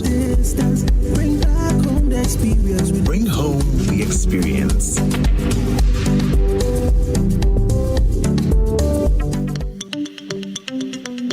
Good business means seeing the possibilities and maximizing opportunities. Making sure you have a responsive support system. Backs your business goals. A partner that gives you a stable platform with reliable connectivity and seamless solutions, and better understands the tools required to take you to the next level. With so many moving parts in running a business, we do our best to provide you with some stability. The only kind of stability you can find with MTN Business Broadband, the fastest and most reliable internet provider in Ghana, making sure you stay ahead and stay connected, because we understand what makes your business tick. Sign up today on broadband.mtn.com.gh or call or WhatsApp 0244 308 111. MTN. Another week is here on the greatest of all time show. My name is Giovanni Clip, and tonight we're bringing you talent. Contestant number 1, let's bring Baby Car. Let's bring. You did it for you. Cut. Oh, there is a leakage.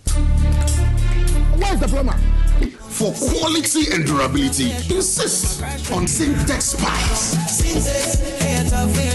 If you want quality, this be where you belong. Strong, tough, and reliable. Your perfect match to your trusted Syntex pipe. Syntex pipe, it dey carry water, no wahala. Syntex pipe, it dey make water dey flow. Syntex, you're strong and you're tough. Excellent furnishing in a real estate business is a great deal for survival. My struggles as a young estate developer were cut short when I discovered Furnart Ghana. With quality furniture made from the finest woods and amazing after-sale service, Furnart Ghana changed my story with every single home I built. It's a one-stop shop that serves the interests of clients with a variety of living room and dining sets, solid wood kitchen installations, wardrobes, doors, cabinets, beds, pergolas, floor parquets, and many other wooden product that will last a lifetime. With Furnart Ghana, all clients are offered the opportunity to customize furniture to their specifications, and the smile on their faces says it all.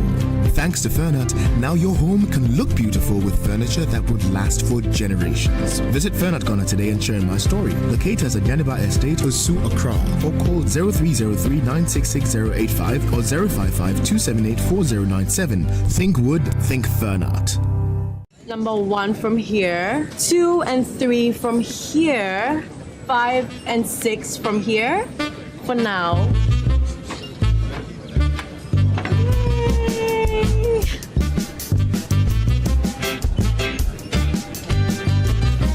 Now I have the number 7, 8, and the number 9.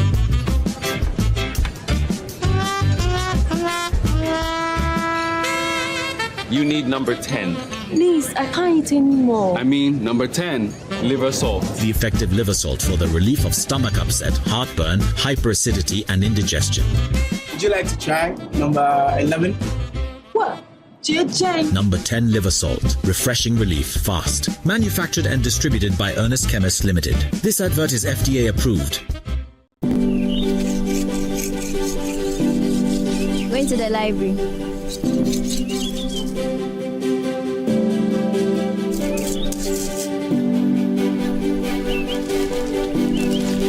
Going to the library.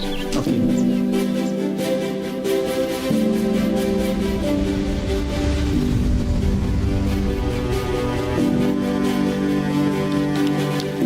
I'm going for my graduation. Go well.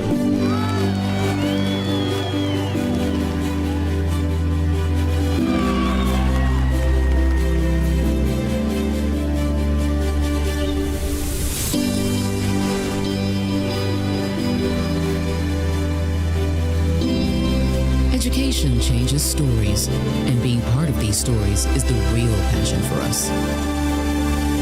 MTN. Welcome to Malcolm, where shopping is a musical experience for all generations. Granny's Let's Roll It Back. Malcolm Ghana, we here for you. Malcolm's got it all for me and you. Life made so easy, lemon squeezy, shopping made easy. Sometimes money day, sometimes some way out of budget. Malcolm's easy. The price price is right. The price is right. The price is nice. The price is nice. Fresh with the vibes, unbeatable. Do the price they fight. Do the price they fight. Your number one stop shop, number one. Your number one stop shop. Welcome, Ghana, we did for you. Welcome's got it all for me and you. No matter the generation you belong to, Malcolm is where Ghana shops. Bring back home the experience. Bring home the experience.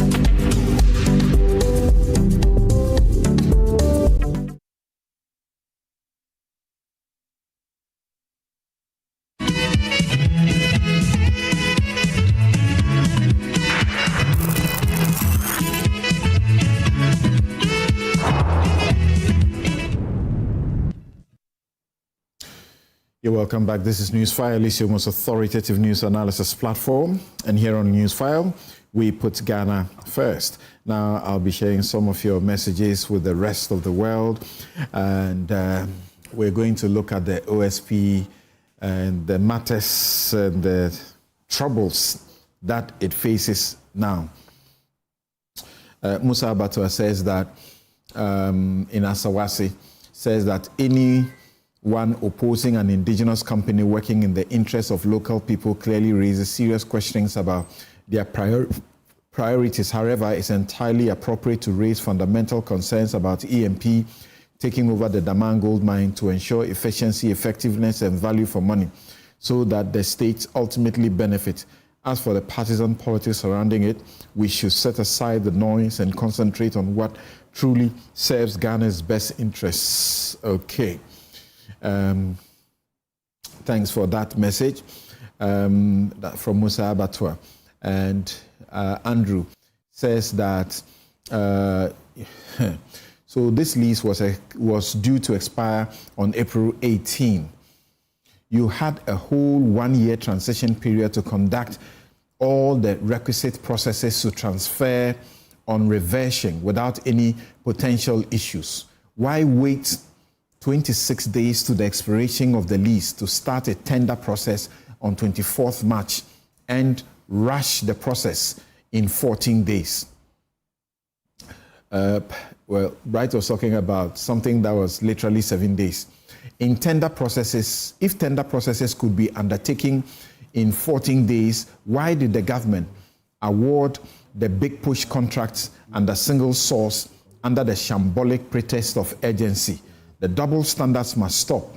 This whole brouhaha is as a result of the lack of proactivity or sheer incompetence of the Minister for Lands and Natural Resources. Kobina Atabedu says that my challenge is with the indigenization drive.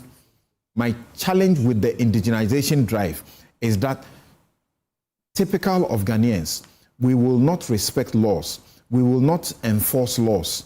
Cronyism and nepotism with influence operations will influence operations such that health, safety, security, environmental management, and sustainability will be sacrificed. Well, when I read their bid documentation, they are clear on these particular issues that there will be no harm, there will not be safety issues, no environmental issues whatsoever. Look at how we have managed small-scale mining and its attendant galamsey. Soon, this irresponsibility will extend to the real mining sector. We are facing an existential threat. The reason why multinationals thrive and do better is because the cost of non-compliance is too high. Okay? This is one of the intangible benefits of having multinationals in the country, aside from bringing capital and knowledge transfer. Okay, then Yakubu Ibn Chambers says that he's sending this from Wale Wale, says that the attempt by some individuals to curtail the natural suspicions of the Ghanaian is an understatement to the conscience of the Ghanaian. Why EMP and why not EMP? The contract award process dared not to favor the president's brother. Conflict of interest at full play here. In my opinion, absolute power has made nonsense of probity, accountability, and value for the Ghanaian conscience in the whole process. The smell of state capture is so poignant. Okay, Yakubu Ibn Chambers sent in that one.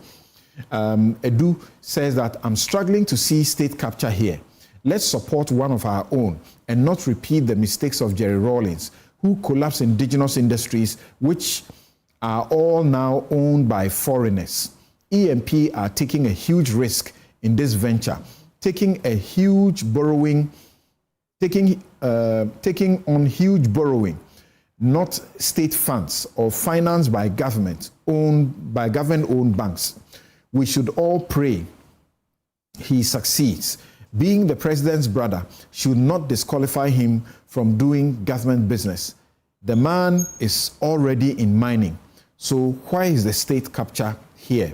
All right, thank you for that. Papa Bisu, Spintes Accra, says, it is being a week, you mean to say it's been, it is being a week of government working so hard to avoid increases in prices in some sectors of the economy relative to fuel because of the Middle East crisis. Transport with arrival of 100 buses to Cushing commuters during rush hours, and finally the trade minister's intervention in reversing the price of sachet water. And we need to applaud the government. Okay, on the flip side, relative to Damang mine, Damang mine, Heath Gold, that came second in the bidding, came out to congratulate EMP for winning, and that clearly shows the tendering process was transparent. Hence, let's ignore unpatriotic noises and move on, because Ghanaian companies, a Ghanaian company won the bid. All right. I think I may want to pause on the messages here. Manche Bruce the second, Takrade. If you can keep your messages shorter, it will help. I welcome the fact that Ghanaians are now assuming control of mining concessions that have for a considerable period been operated by foreign interests. Nonetheless, the relationship between those assuming control and the government is the material issue. For the avoidance of doubt, the central figure in this matter is the president's brother.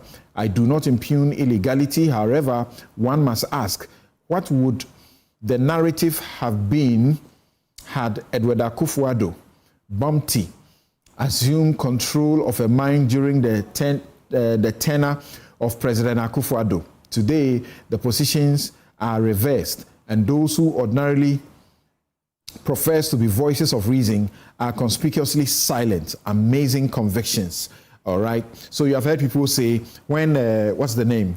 When Brian Champon wants to take over his companies, wants to take over certain companies belonging to Ghana, you know, the states, we cry wolf. But now those who are doing the same thing can't see anything wrong with what is going on. So what's our problem?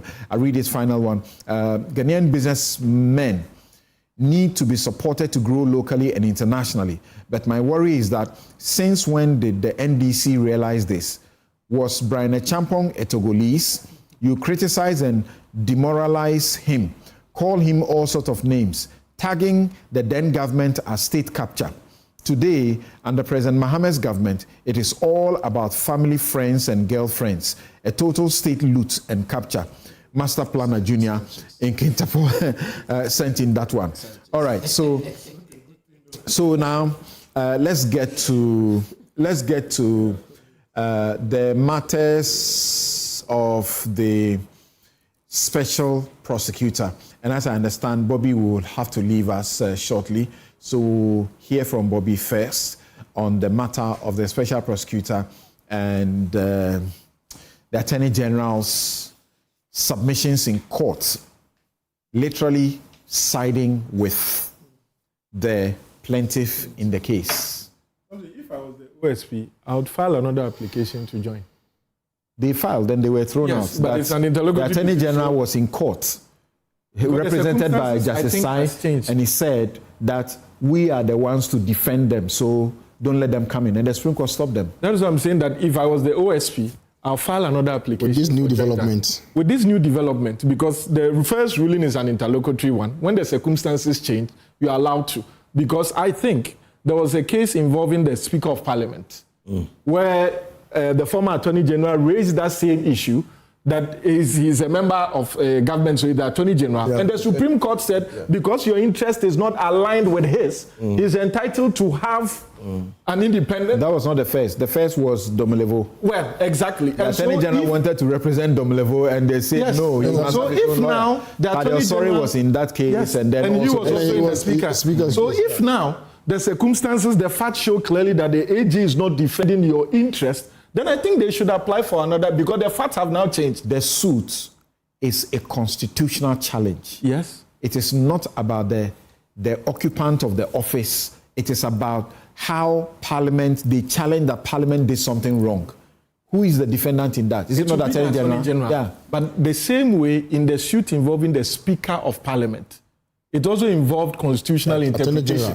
And it was the Attorney General. But because the Speaker of Parliament would be affected, or that office, they allowed him access to an independent, or should I say an independent, a separate lawyer. So for me, since now it is obvious that the Attorney General aligns with that of the plaintiff, then it means that it is fair that the OSP be heard. If not him, like-minded persons can find amicus, can file amicus to defend on that side. So I think the OSP should reapply. I see that the CSOs that filed the suit in the Domelevo case and who have also been filing cases in other cases, they are putting themselves together. I think that there's enough precedent from the Supreme Court's own previous... But what is this suggestion that if the SP or a different view does not come, the court will grant what the plaintiff and the Attorney General agree? It is not, because the Supreme Court have always maintained that even in the absence of an opposition,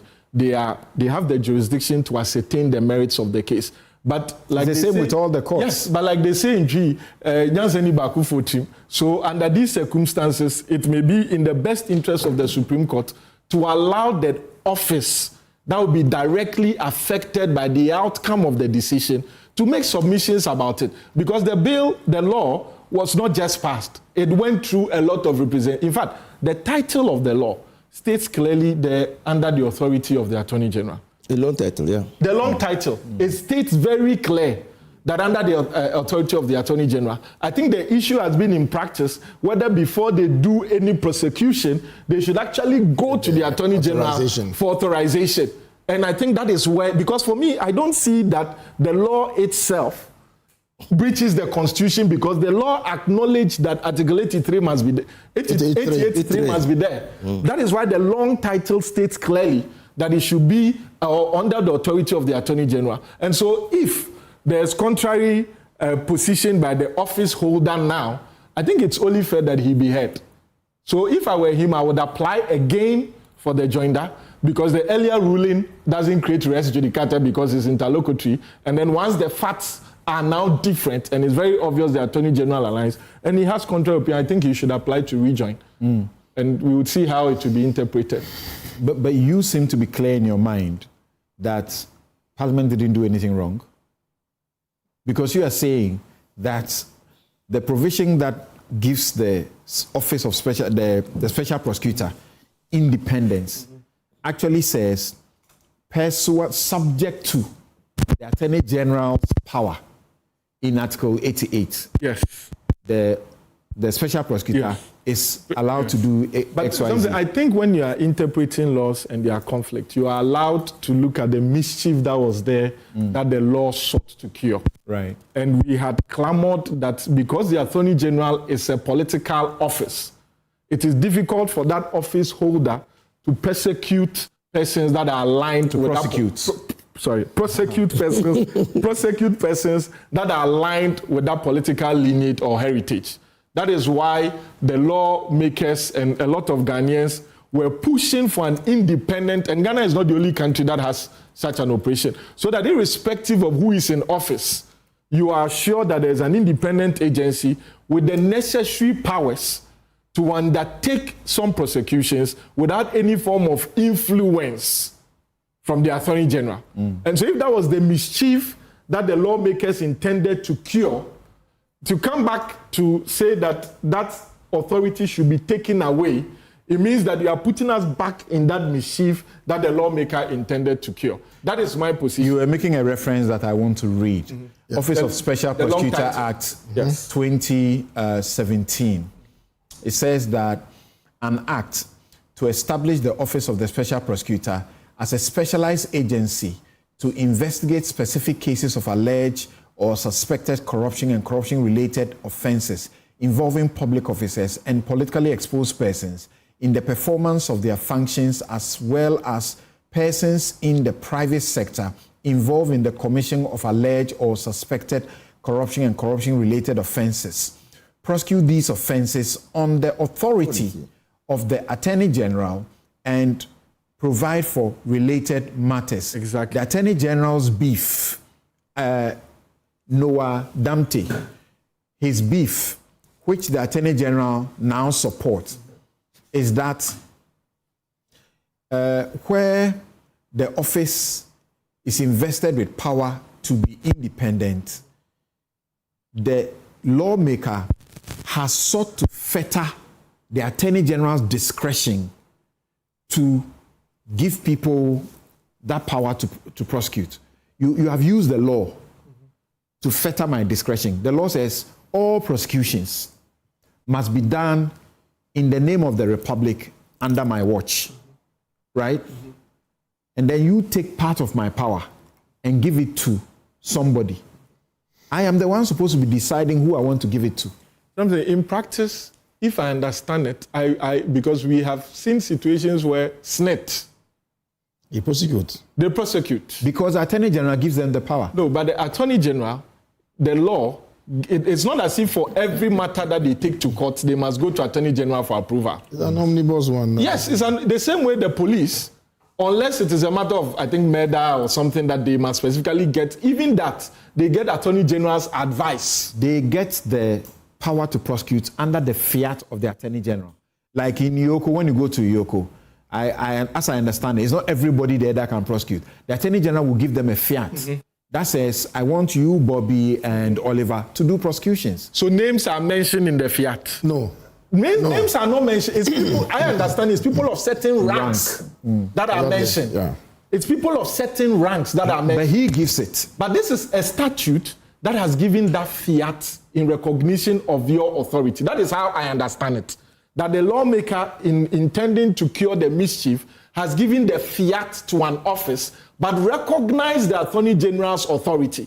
And so I think, in a true and proper interpretation of this provision, the long title, which sometimes is an aid to interpretation, if the Attorney General, for instance, disagrees with any prosecution by the office or the OSP, I think the Attorney General may be able to call the OSP and then say that I want you to stop this. I don't think we have seen it yet, but the optics may not be good, especially if the person that the OSP is investigating and prosecuting is aligned with the political party of the Attorney General.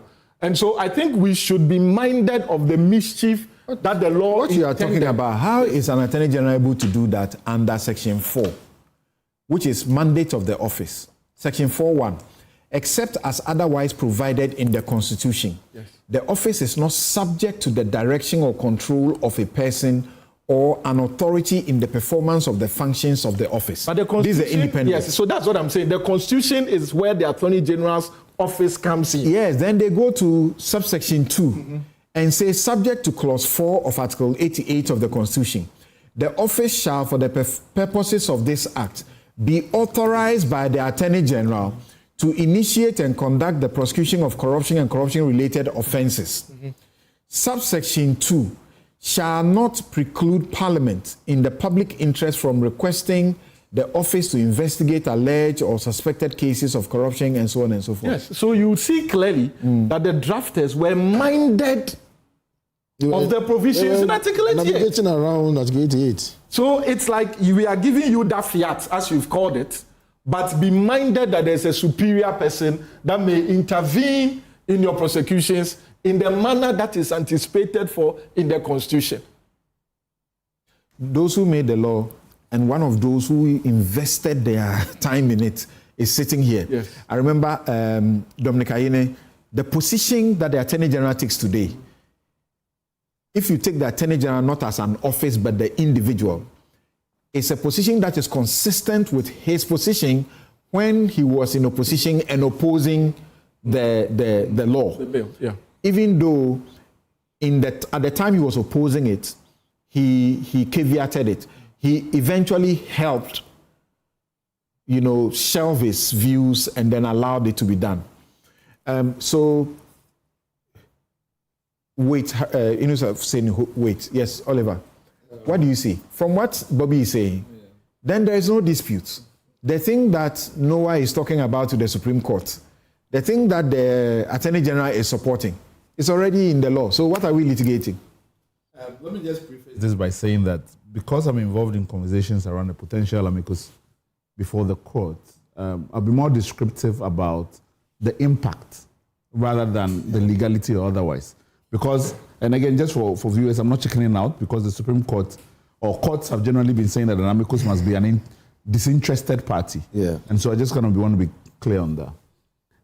I think that the issue that Bobby is raising, surprisingly, goes again to the root of the decision before the court. And I'm talking about whether or not the OSP can intervene. Because when you look at Article 88, there are two things there. Mm-hmm. It is about the civil authority and the criminal authority. When it comes to the civil authority, the courts have been able to fashion out some exceptions which have allowed statutory bodies, for instance, to be able to maintain actions in their own name and can be sued in their own name, irrespective of what the phrasing used in Article 88, which is that the Attorney General is responsible for all civil cases. What we haven't seen is the court go into the direction of how the criminal provisions ought to be interpreted and whether or not there's room to create some window or margins around it in circumstances like this. So the resolution of the criminal part might reflect how we have dealt with the civil question, or it might take a different approach. We don't know that for certain. But for me, the most important thing here, and when the Attorney General's file... Please explain to my audience. Yes. You are saying that the power given to the Attorney General under Article 88 to be responsible for both criminal and civil, the courts have innovated to allow that the civil power, that one, entities and individuals, even though in working for the state, can maintain their own lawyers and do their own work. Yes. But the criminal side... We haven't touched it at all. Okay. So when you look at how both are phrased, they are phrased almost in a similar fashion, which is here. Now, on the question of the Attorney General's filing, in this case, for me, the biggest and most fundamental issue here is that the Attorney General has said, I have not given a fiat to the OSP. So that those who are defending, because when you look at the defense and the opposers, they seem to be agreed on the same thing. Those who are defending the OSP seem to suggest that, no, in fact, we haven't taken away the Attorney General's discretion here. The Attorney General can continue to license you to do it. None of them is asserting that the OSP can independently maintain prosecutions without the Attorney General. And so when you look at Bobby's rationale and thinking, he's saying that the phrases like subject to and other things still continue to preserve the Attorney General's oversight over the OSP. And those who are doing the otherwise also agree that the oversight is necessary, except deny that it has in fact been preserved. Now, the Attorney General has said in the filing before the Supreme Court that they have not given a fiat to the OSP. Then it means that even for the defenders of the OSP's office in connection with the law, a critical step has been missed, which means that all the OSP's prosecutions become immediately vulnerable. Yeah. Unless the Supreme Court finds a way to create an exception. Because if your maintenance is that the OSP continues to depend on the office, and the office AG, and the AG says, I haven't given that fiat, then it means that the fiat must evolve. You must stick with the position that Parliament is competent to delegate the fiat to the OSP without the AG's intervention. Okay? So if that's the hill you're going on, then you must die on that hill. So for me, policy-wise, we must be sure of the broader policy implications of the direction in which we are going. Now, the Attorney General's office is a policy office and not a litigator, in my opinion. And so that, as a Minister of State, you must be mindful about the logical extension of the positions you take, generally, and its effects on broader government policy and government positioning on the fight against corruption. So therefore, if you come into this conversation and treating it as if it is a Sabah Hall, whatever legal committee argument, then you might miss the broader policy implications of what you're arguing and the position you have taken. Because on the one hand, we are maintaining, based on investigations and work prepared and filings made by the same OSP to seek the extradition of Oforiatta into the country. And then we have said that the person lacks fiat to do any of these things. Where is the policy consistency then in the legal argumentation that we are making? What is the Oforiatta angle you brought in? Because the OSP who is lacking fiat is the one in court in connection with Oforiatta. And as far as processes which, per the Attorney General's reckoning, he lacks mandate to do. And you have used that same process that he has filed in court to request an extradition to the Justice Department. To the Justice Department of the DOJ. So that for me is the natural implication of what has been put before us. If I get you, additionally, or among other things, the extradition request is in jeopardy. No, it's not. I think that to the extent that the OSP that has initiated the process does not have the power to be able to initiate it in court, it could be. But you can still divide it up, because you consider the extradition packet and request is not dependent on the prosecution in court, but in the fact that we're investigating a crime. And in that regard, with respect to the mutual legal assistance, the OSP's, the AG's office is the nominated body that can make a request. You can bifurcate that. But it means that the prosecution, underlying prosecution itself in the court, it itself is in jeopardy. Okay, so I'm thinking like a lawyer now. If I had a client who is being pursued by the OSP, by now I'll be filing applications. Oh, absolutely. And I've said this. That I'll say that the OSP doesn't have power. I think that automatically, to be professional incompetence, not to immediately go and file a referral and join the matter. Because it is in doubt. But if I were lawyers for Ken Oforiatta, I think they would raise it. A bigger part of my argument why the extradition should not happen, I think they would raise will be to use this argument by the Attorney General. I think they would raise it in the US. I think they would raise it. They will. But I mean, I think that as a lawyer, if I was involved in any of these proceedings, I think it would be professional incompetence not to immediately hop on it. But let me be clear, though, that one of the things I have done, because when I immediately read that in Attorney General, I then started making calls to determine whether or not a fiat does not exist. Because I have questions. I mean, like every lawyer has continued to debate on this issue of the constitutionality of the office for so long that I have called in the past to ask whether or not a fiat exists as a saving mechanism. So that when law fails, we say, well, the fiat exists in any event. And my understanding was that the fiat did exist. And now the AG says that the fiat doesn't exist. Some have suggested to me, and I haven't seen it still, that Damang had given the OSP, the SP, a fiat. I still haven't seen it. We've not been able to procure it from the Assembly Press. So I don't know for certain whether one exists. And this is something in which I do think that some amount of clarity will come on. So for me, my interest is in that bit, the fiat bit, and not the bigger constitutional issue. Because in any event, we're in a process of constitutional reform. And that the uncertainties around delegation of prosecutor authority and its bifurcation or multiplication is now being proposed to be restructured by this Anti-Corruption and Ethics Commission that the Prepare Committee has advanced and put forward, which we are waiting on the Attorney General or the government's position paper on the way forward on these issues. So that might give us a sense of clarity as to how we want to reorganize prosecutorial power in the Republic, more generally. So I do hope, and I do, because I am not able to this point determine with conceptual clarity the NDC's position as a whole. I know that some people within Parliament attempted to introduce a private member's bill, And then it was disavowed as a mercenary project and doesn't represent the party. The presidency spoke against it. Now the executive, the Attorney General has taken a particular position. And let me be clear. The power in Article 88 does not belong to the president. It belongs exclusively to the Attorney General. So it is possible that the Attorney General and the presidency will hold different positions on this. So should the president be speaking? On this particular matter? Yes. I mean, I think so that we know where he stands. As a general politician, he can express his political views.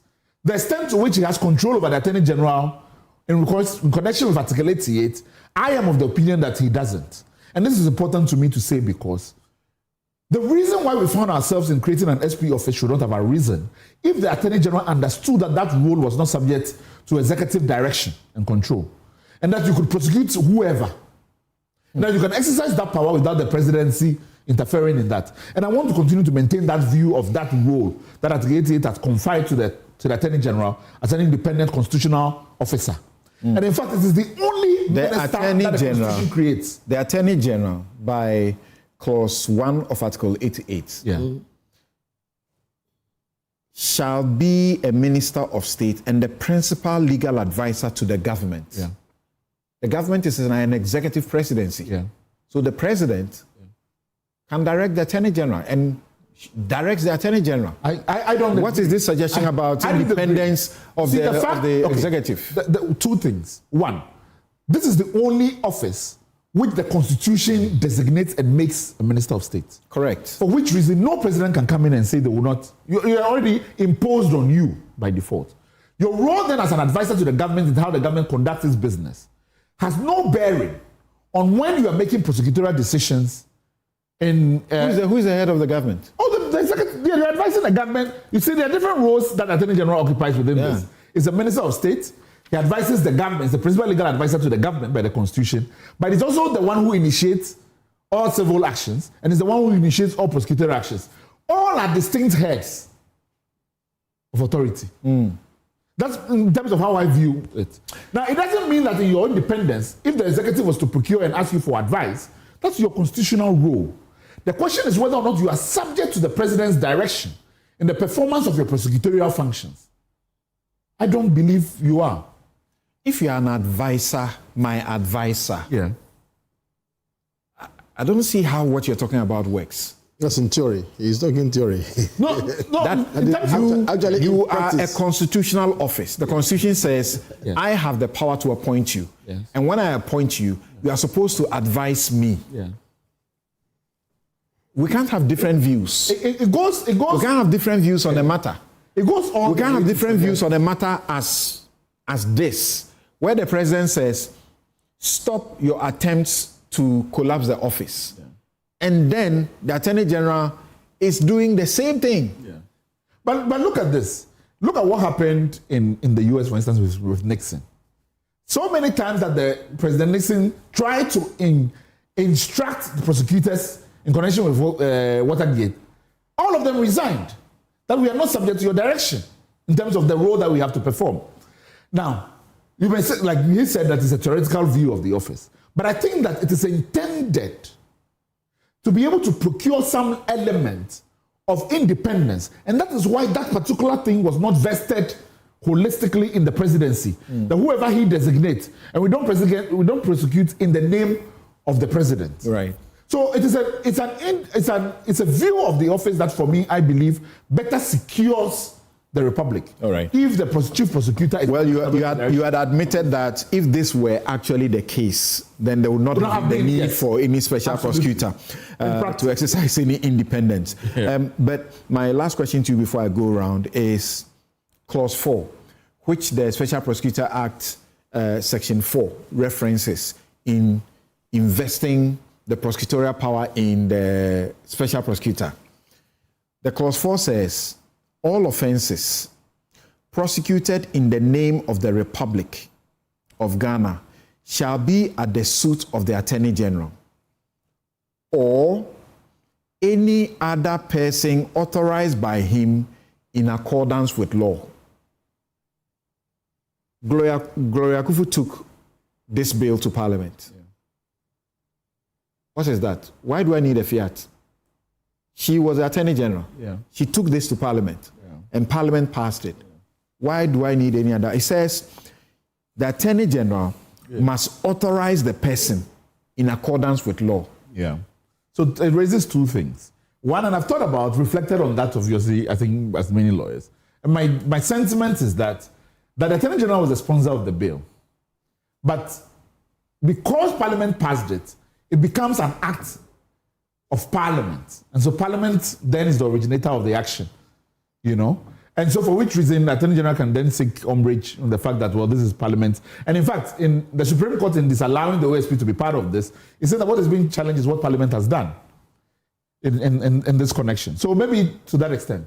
But I'm afraid about in accordance with law. And I know that Kuku Azar, for instance, has debated this a bit in terms of how this should be construed. My view is that the Attorney General has the highest level of constitutional protections when it asserts the power to prosecute. And he has the highest level of protection when he decides that I can delegate. The mode and manner of delegation, Parliament can intervene and prescribe it. So what Parliament can say is that we have given, for anybody the Attorney General decides to delegate that power to, that person must be either a natural person or a non-natural person. Must have office of 15 people or non-15 people. The conditions of delegation, I think Parliament can by law fix. But Parliament cannot take, the Attorney General uses the word donate, cannot take from and give away. But they can set parameters. That's what I understand. All right. Honorable Nusaf Seni, let's hear you on this. You were the ones who made this law. And you in particular, I recall, you and Dominic Ayine, even though you were in opposition, I remember very vividly how you guys literally midwife the law, and even the guys in government were not as interested as you, the guys in opposition. So yeah, that's true. We invested a lot of time, energy, resources into crafting the law. We needed an architecture which didn't need to exist to deal with corruption. There were obviously impediments on our way. Article 88 was a major impediment, particularly 88.3 and 4. The initial bill that was introduced in Parliament suggested how to deal with it. Civil society organizations, international partners helped us to bring some conceptual clarity to what we wanted to do, the structure, the form, and the responsiveness of the office. Yes, so we were told that even if we expended time and energy in passing the bill, it won't survive for a year. I mean, it's 8 years. So I mean, we've achieved something, surely. But the Article 88.4, Article 88.3 and 4 has always been at the core of the debate. You're right. When Gloria Akufo came to court, to Parliament and said that, well, we want to break the monopoly of the office of the Attorney General. We said, no, you can't break the monopoly by law. You have to break the monopoly by a constitutional amendment. That we said clearly. Okay, what you can do is to structure a body to fit into the Constitution, even though your arguments are flashing back in my mind. You, Ayarga, and especially Dr. Ines. So yes, Ayine played a major role in drafting, suggesting an amendment. I remember the back and forth with Chairman Sabonsu. Section 4.2 of the Act, because he said, look, Ayine said, and I quote, Mr. Attorney General, you can drive a truckload of constitutional issues through this bill. But we support it. We will help to clean it up. So yes, I mean, we have always known that this bill, the former Dean of the Faculty of Law, my good brother and friend, Professor Atuga, said that, well, what we're doing was unconstitutional. He said it publicly. So we've always been aware. But we needed, so we approached the bill with the best of intentions. We had all these bodies, and we had an Attorney General. And the issue was that we all saw that the Attorney General could not give a fiat for the prosecution of political appointees, and particularly appointees that he served in government with. He didn't. He lacked the balls. He lacked the courage. I mean, make me an attorney general. You can do that. He'll fire you the next day. and then it was a reminiscence of the Political Parties Act, where you need the fiat of the Attorney General to prosecute people who have involved themselves in some form of political crimes, election crimes. You need a fiat, and the Attorney General has never given that fiat, because if it wins power, those who would have helped the party to win the power will be those who will be hauled before the courts for committing electoral offences. So we saw that. So we needed to deal with that fiat. So Article 4.2 was crafted. And look, read it. Read Article 4.2 carefully. Section 4.2. Section 4.2. That for the purposes of the performance of its functions, the OSP shall be what? Authorized. Authorized. The Attorney General shall be authorized. Now, to my mind, this appears to be the government of... Let me read it. It says, except as otherwise provided in the Constitution, the office is not subject to the direction or control of any person or an authority in the performance of the functions of the office. That's one. Yeah. 2 says, subject to clause 4 of Article 88 of the Constitution. Article 88, clause 4 says, all prosecutions must be in the name of the Republic and must be at the suit of the Attorney General. Or any other person authorized by him in accordance with law. Exactly. So it 2 says, subject to clause 4 of Article 88 of the Constitution, the office shall, for the purposes of this Act, be authorized by the Attorney General to initiate and conduct the prosecution of corruption and corruption-related offences. Sure. Good. So we're circumscribing the discretion of the Attorney General. Okay, and to my mind, that appears to be the gravamen of the legal suit in court. Can Parliament do that? Can Parliament authorize the Attorney General to exercise his discretion in one way or the other? And that's what the Attorney General is challenging. But did the Parliament do so? Once again, because if you read, it says, subject to clause 4 of this of Article 88 of the Constitution, the office shall, for the purposes of this Act, be authorized by the Attorney General to initiate and conduct the prosecution of corruption and corruption-related offences. Yes, so be authorized. The office of the Special Prosecutor shall be authorized. So we are saying is the that, shall prospective? Yes. Or it's already been done? Again, so that is the issue. And that's where, I mean, when you said that Dami had given him a fiat, then he was reading it to be prospective.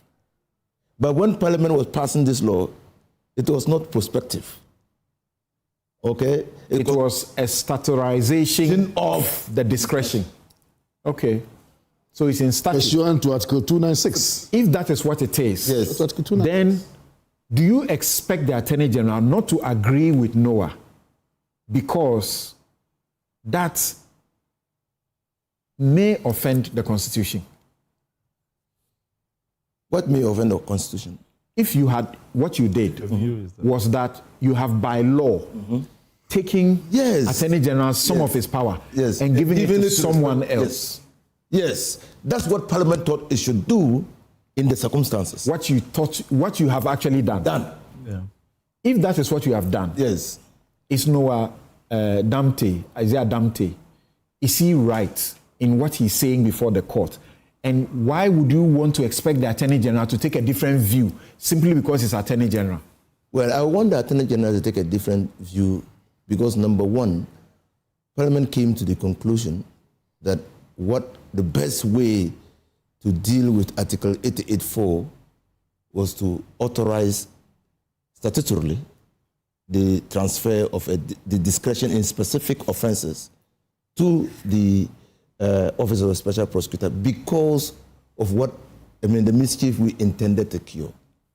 And Gloria Akufo said it, that the independence of the Office of the Special Prosecutor can only be granted if it's not subject to the control and direction of any person. The bill had actually said so, that over the years, we have failed to win the corruption fight because the Attorney General is not independent. The Attorney General is appointed by the President, he sits in cabinet and is unable to prosecute his own. Yes, that's it. And so, for us as Parliament, and mind you, and I always say this, we entered Parliament, we started the consideration stage of the bill with some kind of conviction that what we're going to do might be unconstitutional.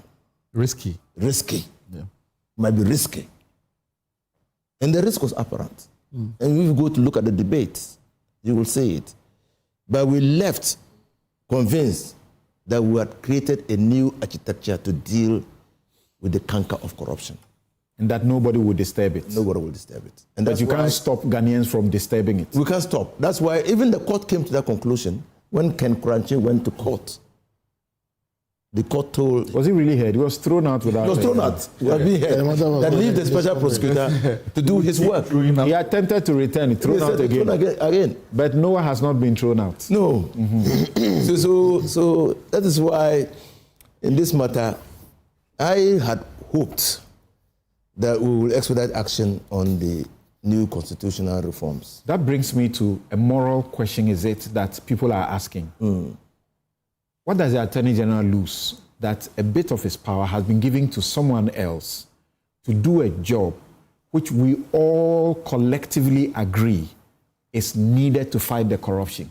What does he lose? Why is he stirring this debate? Actually, I have asked myself another question. The Attorney General was a member of Parliament. He expressed his view on the law. He's still a member. Still is. At the time the bill was passed, he was there with us. He expressed his views on this particular act. He helped shape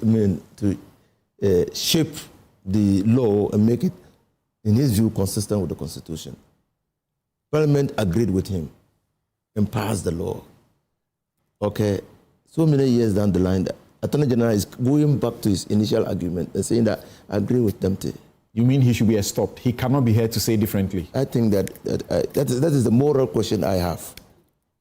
On that point, if I can jump in, I do think that the Attorney General has not abandoned his opposition to the office. I mean, the only challenge we have is the Ayine versus AG, which concerned the appointment of somebody to occupy the office immediately after. A retiree. So I think that on an ideological policy, he has always been opposed to the office in terms of how it is created. No, but in that suit, in terms of texture, in that suit that he took up, it was just challenging the occupant and the age. That I agree. I'm saying that you can read within it a person who has a particular disposition had not yet challenged the question of whether the creation itself at that point.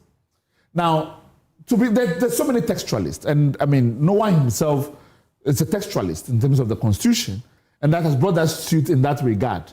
And then has come to meet an Attorney General who has always been apprehensive as to whether this has been done. And I bring this in because I've seen some people comment and suggest that this is only a personal rift between Ayine and I don't think Kissie Jabin. I don't want to lean into any of that. I don't think so. I do think that on a question of ideological positioning on this thing, he has always expressed doubts. You don't say it as has been, suggested, that Noah is in a law firm that the Deputy Attorney General is. Yes.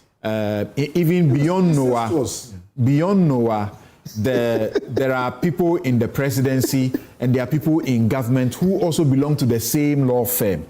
So it doesn't look good. It sounds as if, and guess what? The Deputy Attorney General is the one leading this charge in the court, even though he's doing so under the instructions of the Attorney General. It looks a bit untidy. They say, okay, this is what the Attorney General wants. This is what the government actually wants. That's what the President has not told them to back off. No, let me be clear. So Noah is no longer there. He used to be on the grid. But on a broader thing, I mean, I have enormous, and I say this openly, I have enormous respect for Dr. Justice Sai, that ideologically and intellectually thinking-wise, we are aligned on so many things. But it doesn't stop the fact that I have the most suits against the AG's office that is in and defending on. I worry that one day that we may be aligned in terms of arguments within the Supreme Court, it will be suggested that there has been some collusion that has happened. Noah is an individual who I have debated on this law, on this issue, which I didn't think he should challenge in any event because I have broader policy concerns more generally. But he has done so. I do not believe it has been at the instruction of the state.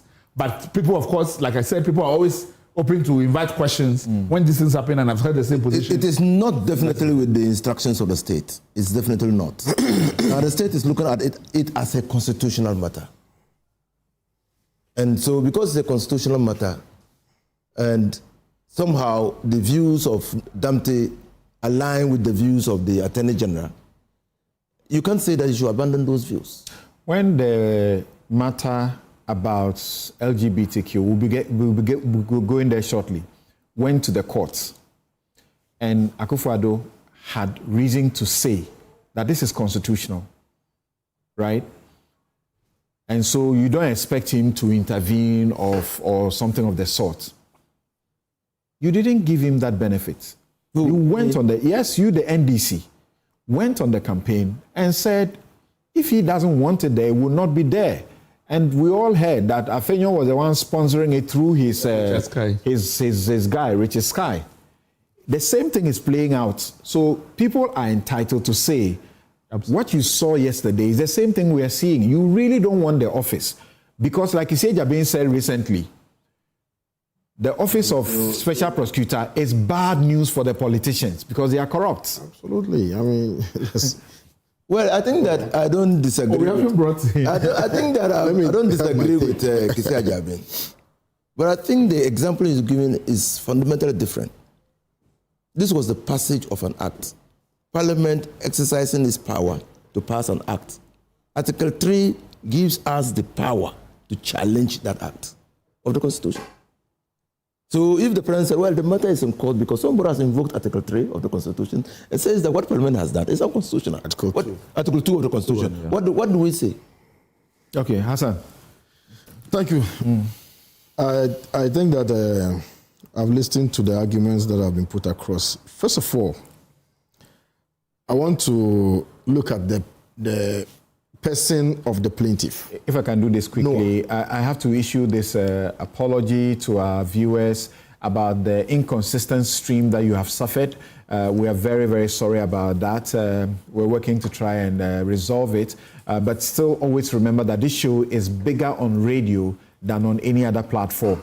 So please, you can tune into our radio and also the television that you may be watching now. Thank you very much. So who is the plaintiff, Noah Odamtin? He's known to have association with the Deputy Attorney General. He's worked with him, and he files a suit at the Supreme Court. And if you do a perceptive scrutiny of the statement of case by Noah and compare with the legal arguments of the Attorney General, it gives the game away.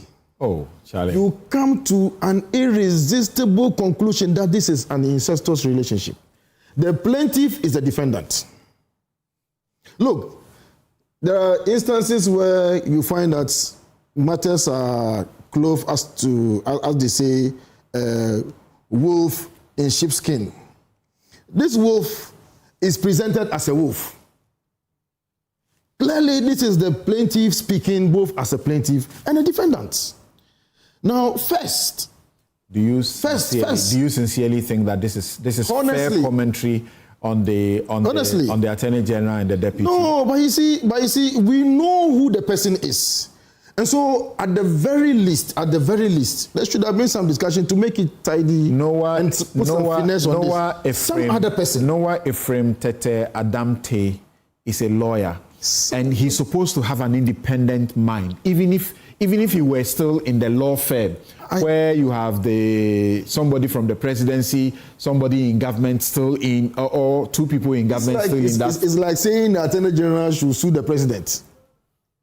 You understand? I do not agree with that perception at all. That, look, this one is coming from the same... Look, it started with, first of all, there was a private member's bill in Parliament, the motion was put by the leader of government business and majority leader and the chief whip of the majority, seeking to remove the special prosecutor.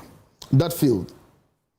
Then there was a petition, or there were petitions. Were not seeking to remove the special prosecutor. In fact, to abolish the office completely. Right. Then there was a petition for the removal of the. In fact, there were petitions. Yeah.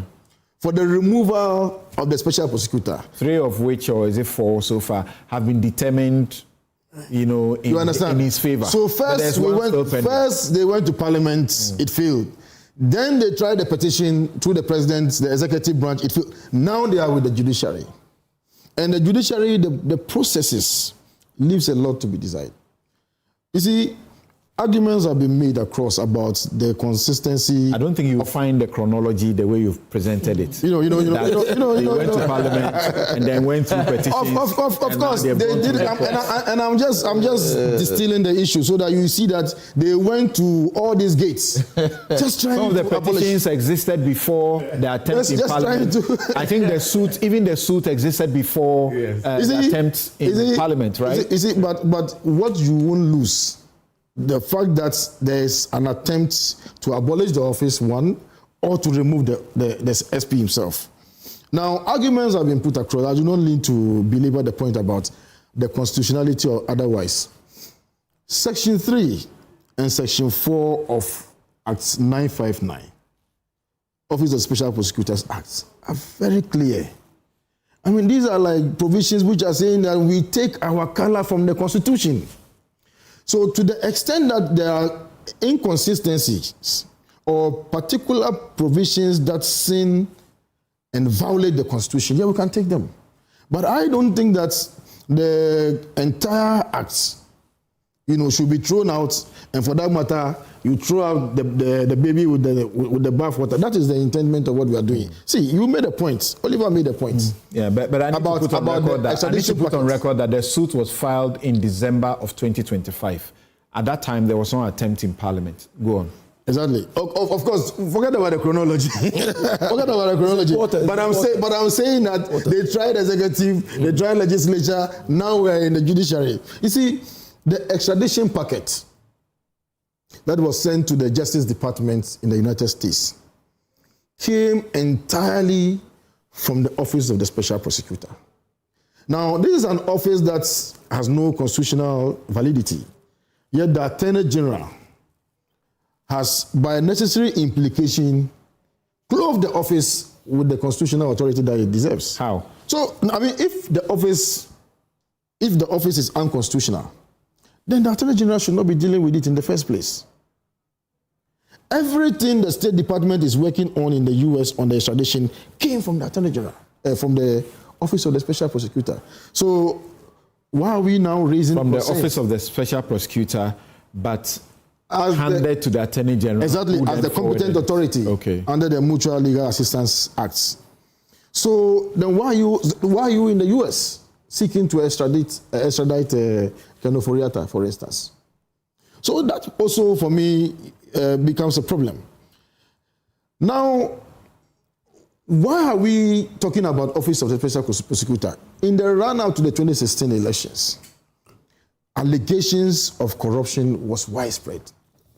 And we thought that, look, we cannot be solving the same problem using the same approach and not getting different results. So let's try something else.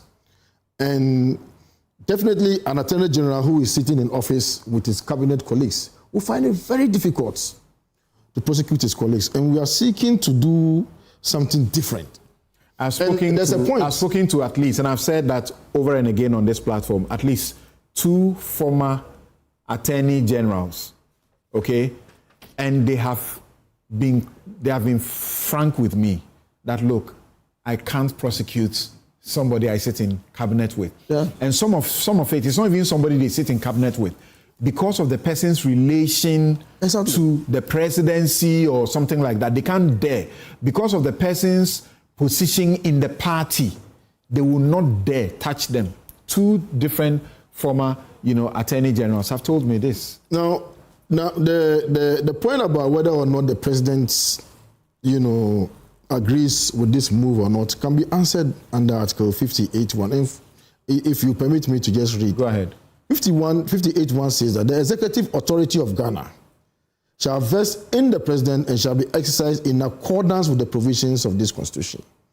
Now, clause 3 says that subject to the provisions of this constitution, the functions conferred on the president by clause 1 of this article may be exercised by him either directly or through officers subordinate to him.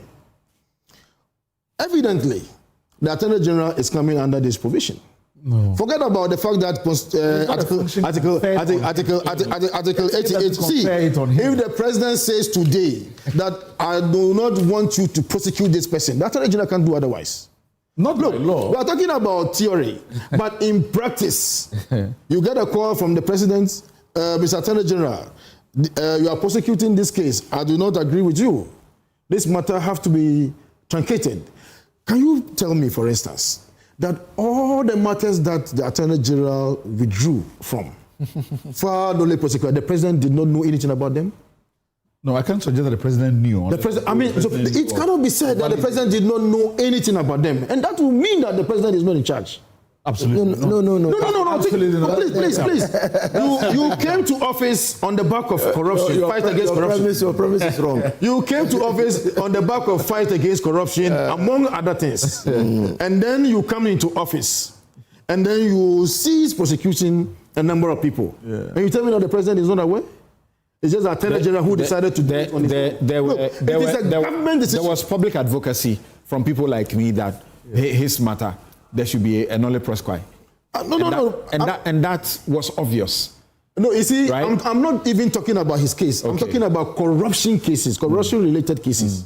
I'm not talking about yours, for instance, because... And then there's a lady who is working at the tourism... Ghana Tourism Authority. She's a Felicity. Yeah, they were part of those are not the cases I'm talking about. I'm talking about the big cases that the Attorney General cannot truncate. Like the cases about Puni, Dufour, and the rest of them. It's not possible for Attorney General to just go on his own to say that, look, I'm stopping this prosecution. Part of the reason the law... Without necessarily telling with the... It is not possible. Was authorized by the president. The kind of executive powers that we have given to the president is the Constitution. Part of the reason nolle prosequi, there's no obligation to explain. Exactly. Right. Because if the president tells you that, please, truncate, you don't need to explain to anybody. You understand? So please, let's not think that maybe it is just, but I think there's something that we are missing. The Attorney General is not necessarily going to be in office 3, 4, 5 years' time. It's even possible that maybe in this next reshuffle, I'm told that it's coming off next month, eh? I don't know. I'm told that it's coming off next month. It's possible. You hear things that it's possible. I'm reliably informed. So smooth. I'm reliably informed that the reshuffle is coming next month. But you see, the truth of the matter is that you could wake up tomorrow and then this Attorney General will no longer be in office. And another Attorney General will come and say, no, Supreme Court, please hold it. Why do we allow ourselves to be, thrown left, right about like that? Let's leave the law to stay as it is. If we have concerns about the personality, let's take him on.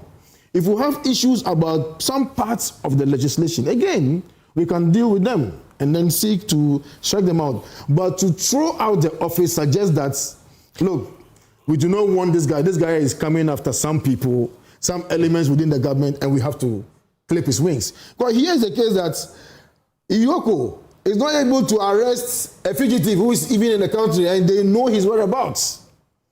Because Iyoko is working on the direction of the Attorney General, so it shows that maybe the Attorney General is weak. You can't say that about the OSP. Whoever it is that the OSP has sought to get, he has gone for them. It's not issuing statements and, avoiding rulings that have come from courts and seeking to do as they please, grandstanding. Please, let's leave the office of Special Prosecutor. It has just started. Let's give it time to mature.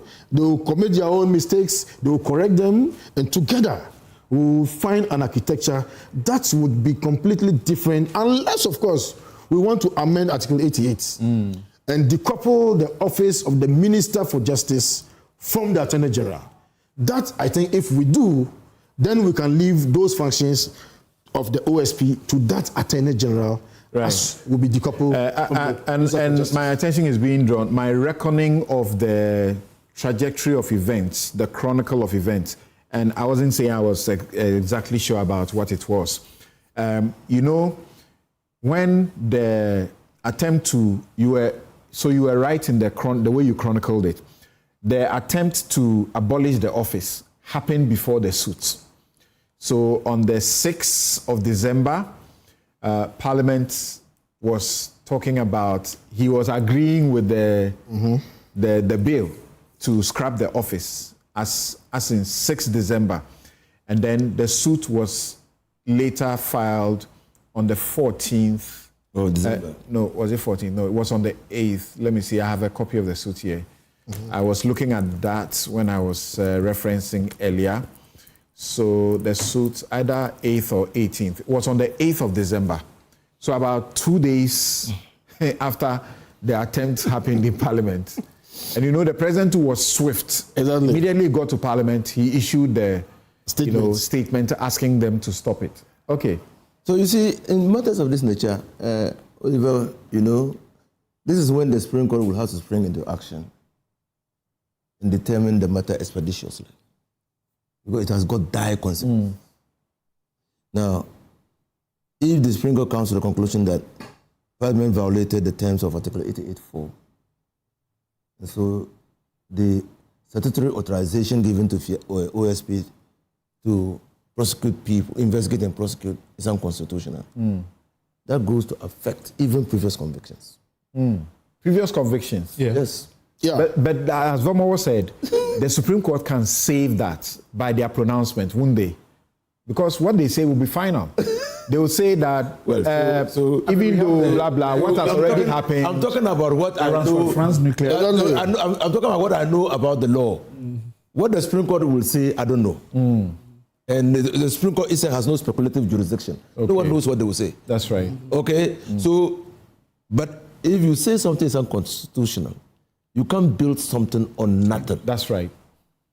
Again, I agree entirely with you that it didn't become unconstitutional in 2026. If it's unconstitutional, it was from the beginning. And again, if I were counsel in this matter, in the matter of those standing trial in court by the special prosecutor, I will escalate my action to the Supreme Court. Sharp. And if I were defending Kenneth Furiata, I will attach a copy of the statement of case of the Attorney General to this matter. Because the origin of the extradition request is from the office of the special prosecutor. And so if the Attorney General is challenging the locus of the special prosecutor, then what business have we got to extradite Kenneth Furiata? That's it. So it has got that's why I'm concerned. That's why I'm not speaking with that kind of passion. I'm worried that probably we are going to be confronted with matters that will be very difficult to handle. There are critics who say that already from what they have seen, the extradition process has been botched. Yeah. Because there was first the issues that the Attorney General raised about the extradition packet and problems with, not receiving this or not, and the lawyers in the US have used those arguments when the Attorney Generals appear to be against the OSP. They have used those arguments already, try to get him off. And so if you do this again and they pick this and they add it, they bolster their case. You even see the development of the case. The first time Keno was resisting any attempt to come to Ghana and honor the invitation of the special prosecutor was not on political persecution, it was on health grounds. It was only after the fracas, back and forth with the OSP, that Keno Furiata's lawyers added that and said that was political persecution. I'm told that actually that also informed the removal from the red alert notice. So this matter, I don't know where it will end. I just hope that the Supreme Court will take time to look at the matter and give us a decision as quickly as possible. So, we had included bit about Ken Furnart getting bail. If we can spend just 2 minutes each commentary on that. Oliver, somehow I think you prompted the Ghanaian media about this. How did you get to know about it? And no, I mean, sadly, I'm not able to talk about where the information came from because of. But it did come from the States, and even when I got the information, even though I was certain about it, I just said, "Can the media confirm whether this is true or not?" I don't know for sure whether or not the Attorney Generals were monitoring the trial, and so would have had the information a day prior. If they did, they didn't alert the public to this, and I think that in terms of how the office reacts to some of these things, particularly when there's so much public interest in this, it's my hope that they are at the forefront of how they manage the information before it gets into the public domain more generally. I think those are my comments on it. Yeah. Well, any lawyer, but we understand it's under onerous bail conditions.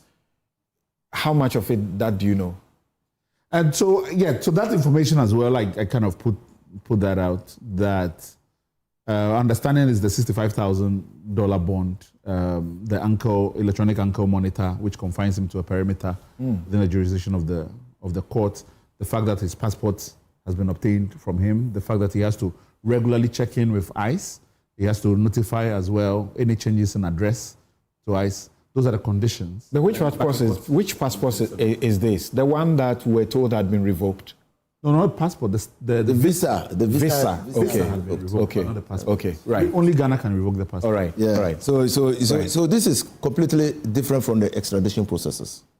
Yes. This is a violation of the immigration status, his immigration status in the United States of America. And so he had entered the United States on the understanding that he will stay there for a certain... So he's supposed to reappear in the court on April 27 for the deportation proceedings. Abutrika is also going for his bail application. Oh, yeah. And then if people want to understand what is involved in extradition, they need to look at Abutrika. It's not that simple. And even look at the Dizani. Yeah, it's not that simple. Yeah. So what has happened in the United States is that the court has admitted Ken Furnart to bail on an immigration issue, not an extradition request. Yeah, but we are told that if the issue of the extradition was really taken seriously, he would not be liable to bail. Let me speak on this. Yeah. Because the U.S. request for the extradition of Abutrika came on 6th of December. He was arrested on the 10th. Within 4 days, he was arrested. And in fact, when I say came, it was sent from the embassy to the Ministry of Foreign Affairs before then transmitting to the other agencies. So the agencies would have had just about a day notice and stepped in. Now, our extradition packet has been sent, I understand, finally in February. We are in April. And no action has been taken in connection with it. And if the person is already in... Because the judge has to see it. Yes. And as we are being told, it was not made available. Yes. Something. And so this is a question for the U.S. Department to answer. And I've talked about when it gets to the State Department and issues like that, if it moves away from the Attorney General's remit to the Foreign Office. And to avoid being presumptuous, it could also be a strategy that they don't want to hand it to the judge who is doing an immigration issue. They want to deal with it separately. Well, the question is whether or not you want him to continuously detain in connection with the extradition. Because you can also have commenced it before another judge, and for which reason orders would have been made which will continue to keep the person in custody. Unlike in Ghana, where the Supreme Court says that when you are undergoing extradition, you are entitled to bail. In America, the law is opposite, which is that there's a presumption against bail. And so we have we are more liberal than they are. And that process has not been commenced. And I believe that questions ought to be asked because the posture of the U.S. doesn't indicate that they have taken this thing seriously.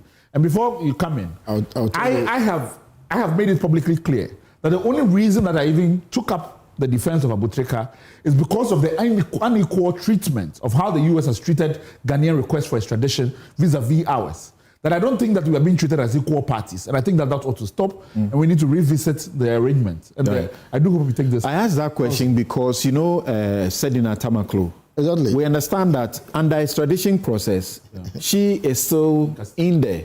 So she doesn't have the opportunity of bail. And remember, our law used to be the same, where you will not be entitled to bail until Martin Pebu went to the Supreme Court. So, Samson, the facts. So, yes, there was a bail bond. You had to post a bail bond of $65,000. That is correct. What is incorrect is that there is no restriction on his movement. He didn't say that as a matter of fact. There's no electronic device on him. There's no restriction on his movements anywhere. There's no requests for him to report to any immigration officer. Okay. Those are the facts. The only condition. Facts from what source? Yeah, from the court. Okay. The only condition that the judge sets was that if there is any change in his residential address, the court must be notified. This is in respect of the immigration case. But even more crucially, the judge took note of something. He said that even though he is not the extradition judge, he has reviewed the extradition packets. And he has observed. Yes, he said, of course, the judge will be interested because the immigration officers, exactly. Some of the information we received suggests that it was not submitted. Exactly. So now the judge said that even though he is not the immigration, the extradition judge, he has reviewed the extradition documents, and he is not surprised that the State Department is not proceeding. Extradition documents that are yet to be finished. Look, while noting that he's not the extradition judge, that having reviewed the extradition this is not a court report. No, I'm telling you, this is somebody. No, this is not a court report. No, I'm telling you that this is a report. I want you to put the caveat. Of course. He is not reporting from court either. He's not reporting from court either. But I'm telling you that the judge is not impressed with even what we have found in court. But what is even important is that we keep forgetting about Sedinam Tamaklo. All the time, you see, it gives the impression that this is political persecution.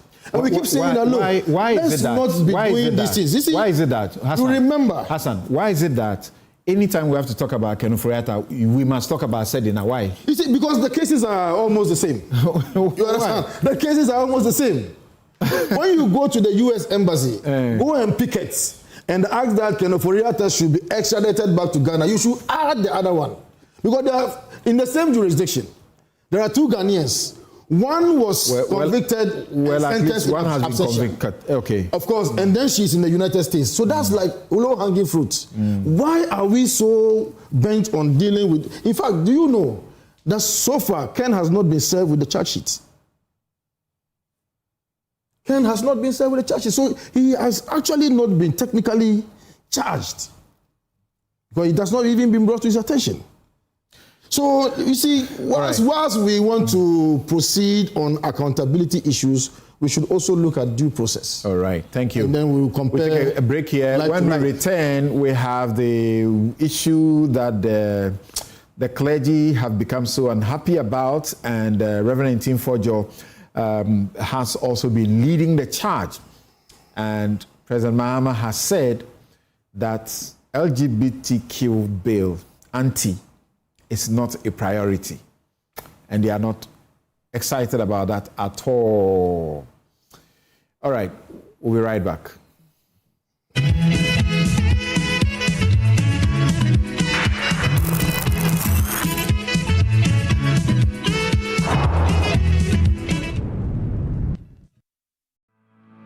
For decades, we have helped businesses connect with their trade partners all over the globe. From Ghana to Burkina Faso, Côte d'Ivoire, Benin, Togo, Senegal, China, Morocco, France, Netherlands, and many other countries.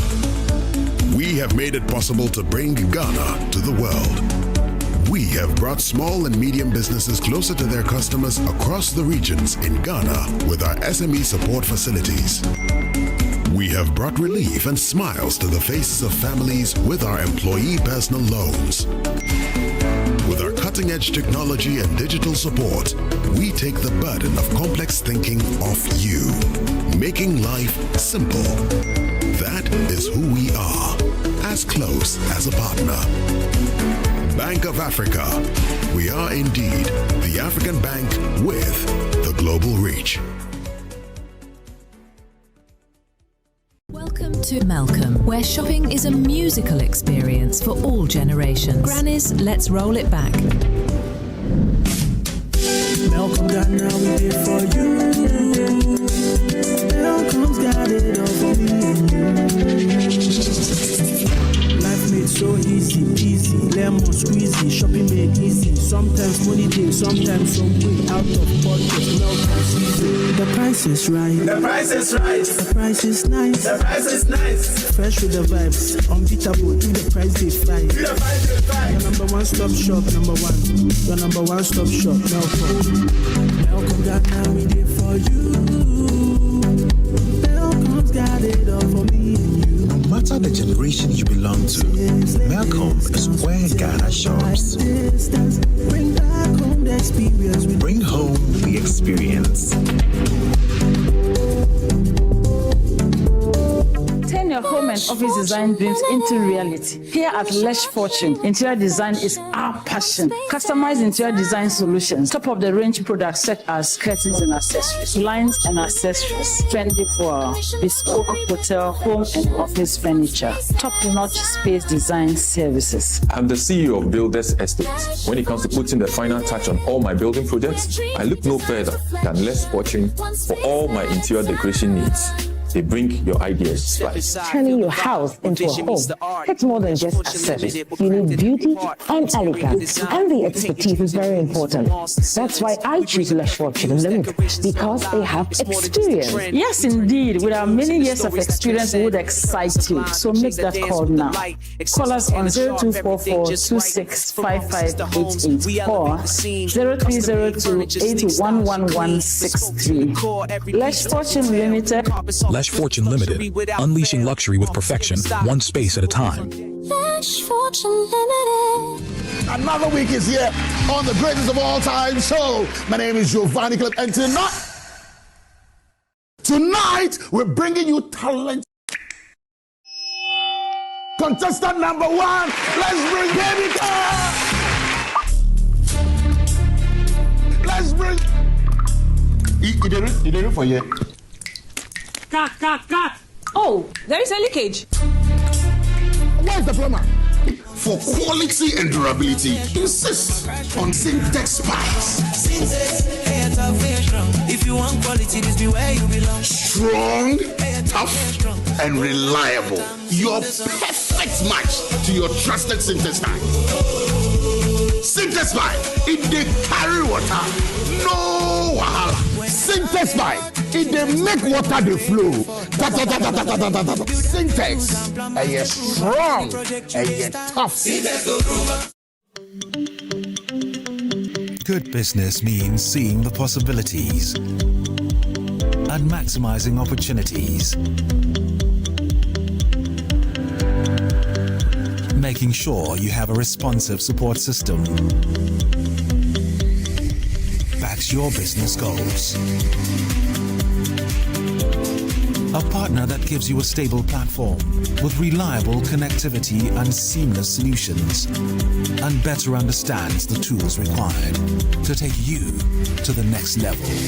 With so many moving parts in running a business, we do our best to provide you with some stability. The only kind of stability you can find with MTN Business Broadband, the fastest and most reliable internet provider in Ghana, making sure you stay ahead and stay connected, because we understand what makes your business tick. Sign up today on broadband.mtn.com.gh or call or WhatsApp 0244 308 111. MTN.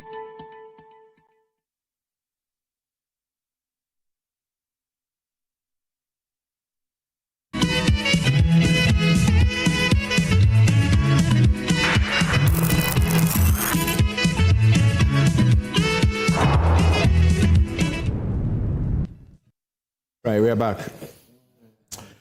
Welcome back. This is Newsfile. It's your most authoritative news analysis platform. And here on Newsfile, we put Ghana first.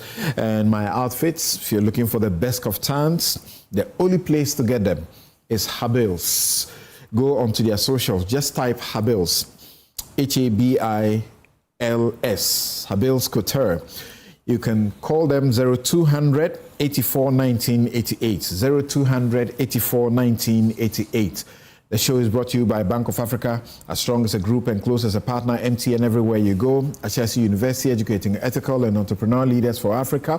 Robert & Sons Optical Services, your comprehensive eye care service provider for 33 plus years. My Way Insurance, dial *165# on MTN to join My Way today. Syntex Tanks, it's strong, it's tough. Safari Valley Eco Park, bringing you closer to nature. Gold Board Jewelry, pure, precious, proudly Ghanaian. Malcolm, your #1 shopping destination. Waylead, your trusted home builder. Bethel Dental, the smile starts here. St. Thomas Eye Hospital, providing excellence in healthcare. Kel Charcoal Toothpaste, happy smile. And thank you. We have very limited time to deal with the final subject matter. But never mind. Let me read some of your messages to you.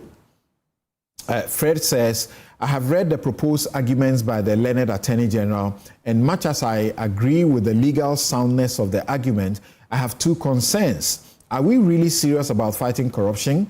What has the constitutionality or prosecutorial powers of the AG done in our fight against corruption, such that it must be guarded jealously? It's like, what do you lose if you allow the OSP to continue with a bit of your power? 2, so he says, it is time perhaps we should just amend the Constitution, Article 88, and then create that independence that we need. Of course, that's what the Constitution Review Committee has proposed, and we are looking forward to the implementation of that. Gamel in Owutu Obrachere says, I have for a long time underrated Mr. Vomawo due to his actions against the past MPP government, which I think wasn't the best then. But the guy is knowledgeable. He deals with the issues. Tell him to keep it up. All right, thank you for that. You are not alone. There are many, many, many MPP people who hated him, who now love him like something else. Yeah. There are some of them who have started calling us names. We know how this thing works, yeah? There are some of them who have started calling us names. But you see, our journalism doesn't change. My journalism, if you watch it closely, it never changes. It has been this, and it will never change. For as long as I want to do this, I will do it as the Constitution instructs me to do, and I'll do it well. I understand that somebody, a lawyer, has sat in the studio in Kumasi to make some comments about me. I understand how these things are, but they are pure lies. I won't even, elevate them. But I can assure you, once you make statements that are completely false about me, for political purposes, I'll just go to the court and vindicate myself. That's the only place, because I'm not strong. I'm not strong. I can only go to the court to fight. All right. So thank you for all of these messages. And people are excited about the information that Hassan Tampuli has given about Ken Ofori-Atta. It looks like it's a bit more detailed, and we didn't have all of that information earlier. Okay. Thank you very much. He has 78 corruption charges. He, together with 7 others, in the court over multiple procurement breaches causing financial loss to the state and using public office for profit. And so we expect that will go on in due course. Now, Hassan. Yes, sir. Have you been following your colleague? I'm sure he's been speaking on your behalf, Reverend Tim Fojo, about President Mohammed's comments about the Anti-LGBT, Act. I think we can hear him briefly and come to you. That's right.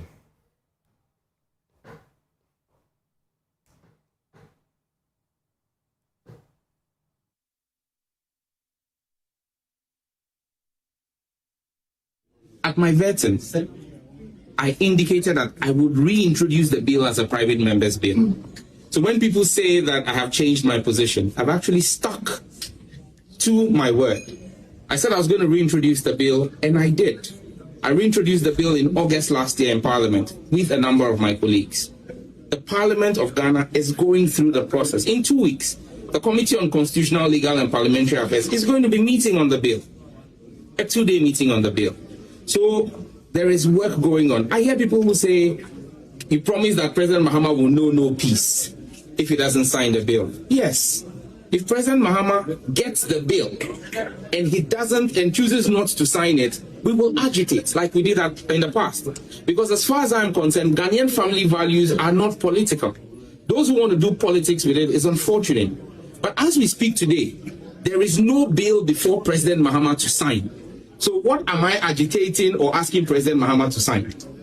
I am confident and I remain reassured in the words of President Mahama that when Parliament passes the bill, which we are working on, he will put it before him and he will sign it. For those who say that Sam George has changed his position, I introduced that bill as an MP when I was in a minister.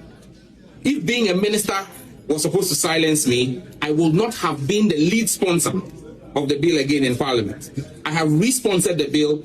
I will not trade my position on the innocence of Ghanaian children and my children and our Ghanaian family values for any political position. Right. So I'm one of the members of Parliament who sponsored that bill. Okay, the LGBTQ under a private members bill. Now I was supposed to be with Reverend Tim Fojo, but I had to go for other engagements. So that's how come I couldn't. But what is striking is that if you listen to some of these political actors, religious leaders, CSOs, and all of that in the run-up to the 2024 election, it's as if the passage of the LGBT bill was a matter of life and death. Every single one of us heard them. We saw them, we heard the president, we heard his now ministers, senior party functionaries, everywhere, even if you hear people discussing football, they will introduce LGBTQ. They're talking about petroleum products, electricity, they will introduce LGBTQ. Today, the matter is not a priority as far as the president is concerned. And the Minister for Government Communications goes on to say that it is not a priority and it's a waste of time. He said that. And for me, this level of arrogance that we are seeing just about a year and 4 months into this administration is very, very worrying. Yeah, you were accused of arrogance. Exactly. I mean, this level of arrogance is so worrying.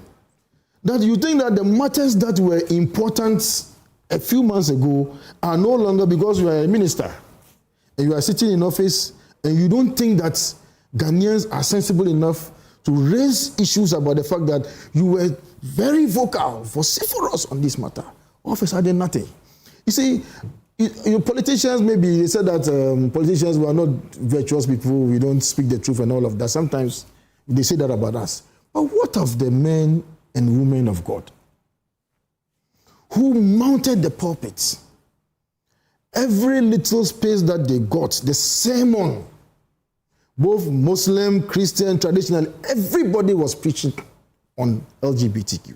Today, well, he said that some of them have been given appointments, so maybe when you have enough food in your mouth, you don't talk. You have to observe table manners. So some will not talk. But we will talk for them. See, I'm a member of the Constitutional Legal Affairs Committee, ranking member for that matter. We were scheduled to have a meeting on the 8th and 9th to consider the referral. The meeting was rescheduled to 23rd and 24th. We have received memoranda from the UN Commissioner for Human Rights. There's a very long memoranda. There's another one, Special Procedure, UN Human Rights Council, and so on and so forth. We need to consider these things. But you see, the president said sometime in January when the clergy called on him last year that it's a private member's bill and he wants to make it a public bill. That has not taken place until we had to reintroduce it as a private member's bill. So the government, the president have not been sincere with the Ghanaian people. They're not being sincere with the Ghanaian people. We haven't showed that we stand by our words. All the things that we said, Ghanaians are waiting for us. See, the next meeting of parliament, we have to see it listed as one of the bills that will be passed. And the president has over 2/3 majority in parliament. They have passed almost 80% of bills that were passed since this parliament came into being, this ninth parliament, under certificate of urgency. Why not pass this one through certificate of urgency? It's not a priority. It's not. How can you say it's not a priority? Or is it that the president is doing this because he's no longer going to contest, so he doesn't care what fortune it befalls on NDC? So what NDC, will lose credibility in the next election. But either way, this bill has to be passed. Because we have told the Ghanaian people that we cherish our family values, and we believe that this practice is not in keeping with our customs, traditions, and the various customary areas in this country frown on this thing. So we need to take steps to deal with this. The hypocrisy must stop. We have to pass this bill now. Honorable News of Seni. So you see, my brother is a member of parliament. And there's a legislative agenda that guides parliament in the performance of its functions. Parliament is not a marketplace. You don't just go there and introduce a bill. No, don't do that. So when a bill is submitted, whether it's private or public, you need a legislative agenda for the commencement of the work of parliament. That's the first thing. This bill is a private member's bill. So it's not part of the legislative agenda of government. They're two different things. Okay? Now, the bill was passed. I thought that MPP should now be blaming themselves. We've gone past that. No, we have not gone past that. We've gone past that. We have not gone past. You see, when impunity begets impunity. We've gone past that. You see, so when you look at the Constitution, there is no provision in the Constitution that mandated, allowed, or permitted Nana Akufo-Addo to refuse to sign the bill. So because of that, you won't pass the bill? No, so you must address that. No, that is pass. You see, so there's no pass. What are you going to talk about it? I mean, we'll pay the political price. We're talking about we'll pay the political price. That when you expended the public taxpayers' money and sat in parliament and took per diems for working on the bill and passed the bill, and then the president refused to sign, he had caused financial loss to the state. Then charge him.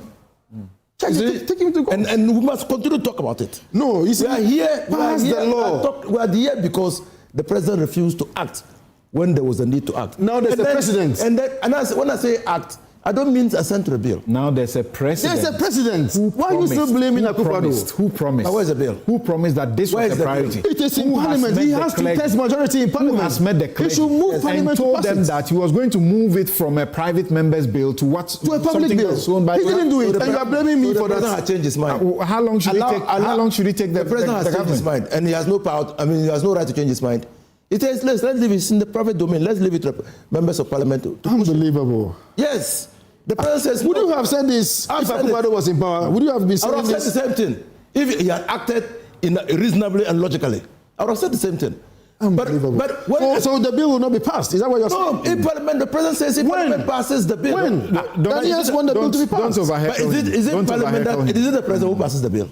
But he has parliament. The parliament that has been passing all his bills for him. Some under certificate of urgency. In fact, university bills have been passed under certificate of urgency. These are public bills. They are not private members' That's what I'm saying. So he should make it a public bill. We elected a president and vested him with power under Article 58 to perform public functions, not private functions.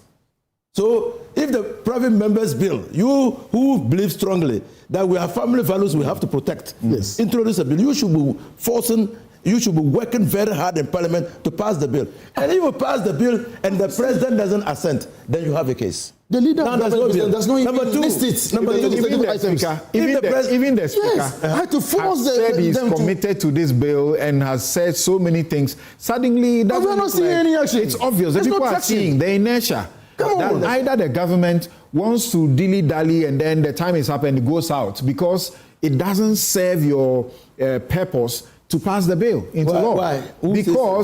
Because you have come to realize that the bill has the previous regime. The bill has been. You have come to realize that the previous regime was stalling because if it passed it, there would be repercussions. The bill was passed by Parliament, but in that formula for law is that it must be assented. Passed by what kind of parliament at that Parliament. Time? Which kind of parliament? Nobody inquires into what kind of parliament was in existence. The parliament that was built in and blackmailing people, blackmailing the MPP to help pass it. The Constitution says passed by Parliament and assented. When are you going to pass that law? It was passed. The Constitution says that if you have objections to portions of the bill, the policy behind the bill, indicate your policy, your objections, and return the bill to the. What you are doing, Ghanaians don't give a toss as well. Ghanaians, there is a precedent. What do you think from where you say? There is a precedent. Why are you blaming Akufo-Addo for this? From where you say, what do you think is happening? And is the anger of the clergy in particular, even the Imam also has spoken through his spokesperson. If the bill is passed, the president will assent. Who's going to shepherd the bill? And even ordinary Ghanaians, what they are saying that you can't say this is not a priority. Are they justified? Contextualize. I mean, in the UK, for instance, private member bills have a 3% chance of success. Yeah. So generally, private member bills don't receive the same level of prioritization within the legislative. When a government and the speaker support it. Now, when the president says that he wants to make it a public member bill, a public bill. Yeah. What I don't know is whether or not he has recanted from that position. He has. Okay, I don't. That's what he's saying. Don't be interjecting. But he's saying that the president has a right to change his mind. Just 2 minutes, please. Sorry. I don't know whether they have changed their position. All right. I understand the sentiment around why the government wants to take it up, and I do believe that on a matter like this, it is better the government takes it up to give broader consideration to some of the issues why in the past the former government refused to sign it, and why there seems to be a bit of dilly-dally. Because unlike private member bills, public bills go through cabinet, are debated, and all other considerations considered. Yeah. So if there's a concern that certain considerations are not being considered sufficiently, for instance, the reason why the Attorney General of the former government and also the Finance Minister came in to weigh in, because they would have ordinarily done so in front of cabinet, which they didn't. So they had to do it publicly. So in this time around, I think perhaps if the government is committed to taking a holistic approach to this, then maybe a public bill is a Do you see the posture, hypocritical, dilly-dally? No, I completely agree that a lot of this has been politicized. And this is where, for me, is the most frustrating. All the parties know of the international implications of this and the consequences of this. And I don't actually believe, even though the sponsor is here, I don't actually believe they are committed to passing or having a bill like this on the books, because they all know the implications. What they are both deriving value from, and the NDC did it to great effect, and so the MPP is entitled to do the same, is the politicization of it, knowing that you're exposing the presidency and executive to a particular risk and not caring, because the politics must politics. That, for me, is where the issue is. But then again, you made your bed, you must lie in it. And that's for me where I was still on that. All right, thank you very much. I think this is about all that time will allow us for this session of Newsfile. And I've got stellar guests who have helped us in this discussion. Then you said we should sign. Before I reintroduce them to you, tomorrow at 2 p.m., join me on my favorite show. There's a guy who keeps asking me, what do you mean by your favorite show? I like law, you know.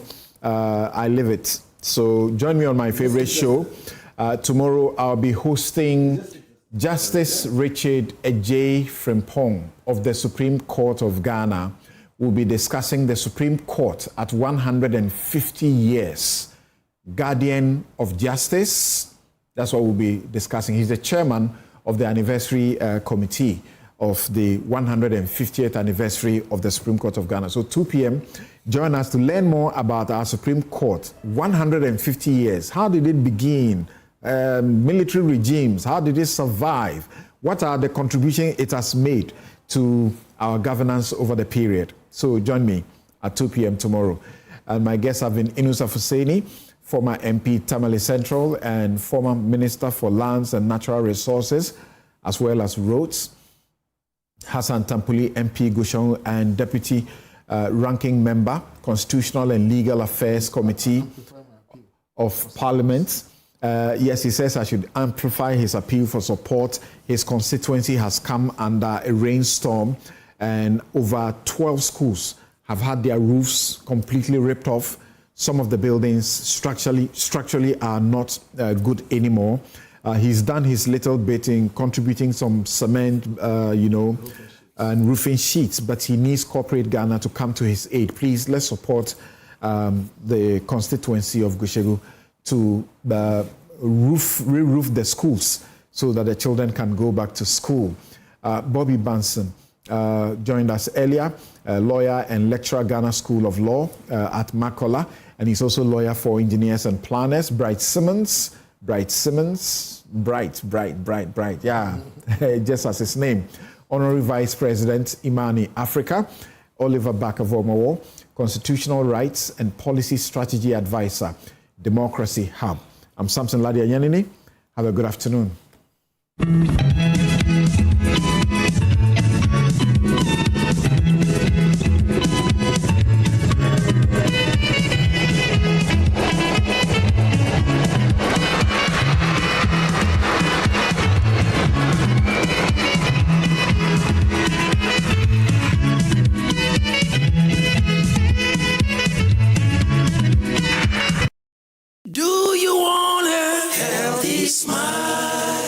Persistent bad breath could indicate gum disease.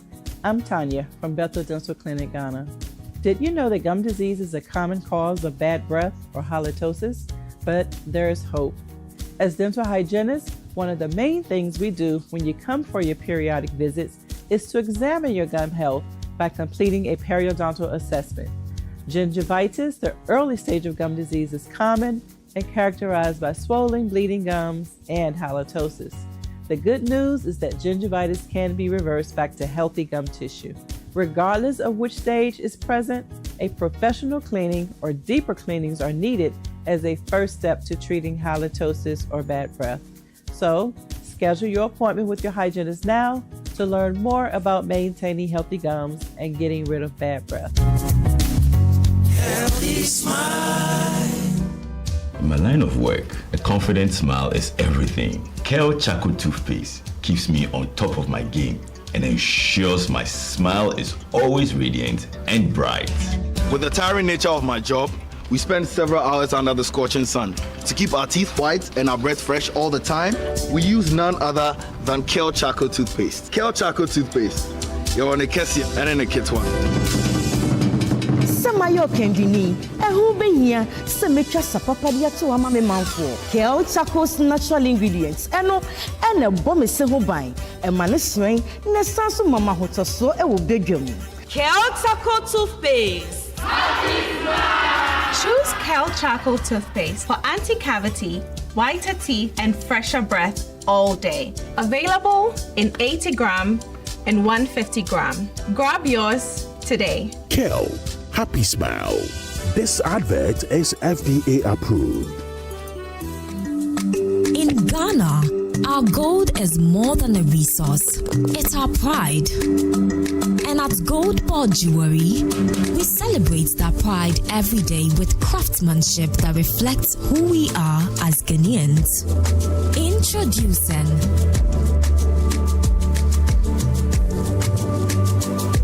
Gold Ball Jewelry Gold Tablet. Pure, certified, proudly Ghanaian gold. The best part, when you buy a Gold Ball Jewelry tablet, you own it. You keep your gold with you, not with us. It's more than a jewelry. It's a smart investment for every Ghanaian who wants to secure their future. Gold Ball Jewelry Gold Tablet. Own your gold.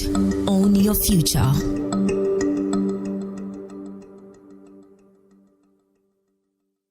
Hi, now let me share my wildlife experience with you at Safari Valley Eco Park.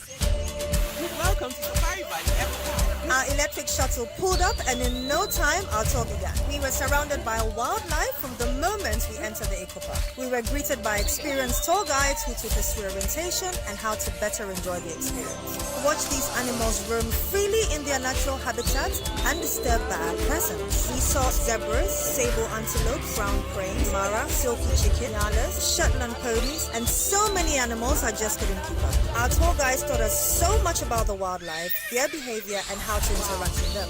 I even fed them. We also went fishing on a man-made canal. Then we took a break to have lunch in this serene environment. All this amazing experience for this price for adults? This price for teenagers. It's a bargain. As the sun began to set, it was time to go back home, but not before dinner by the campfire. It has been a thrill of a lifetime, and I can't wait till my next visit. Safari Valley Eco Park, bringing you closer to nature. Excellent furnishing and real estate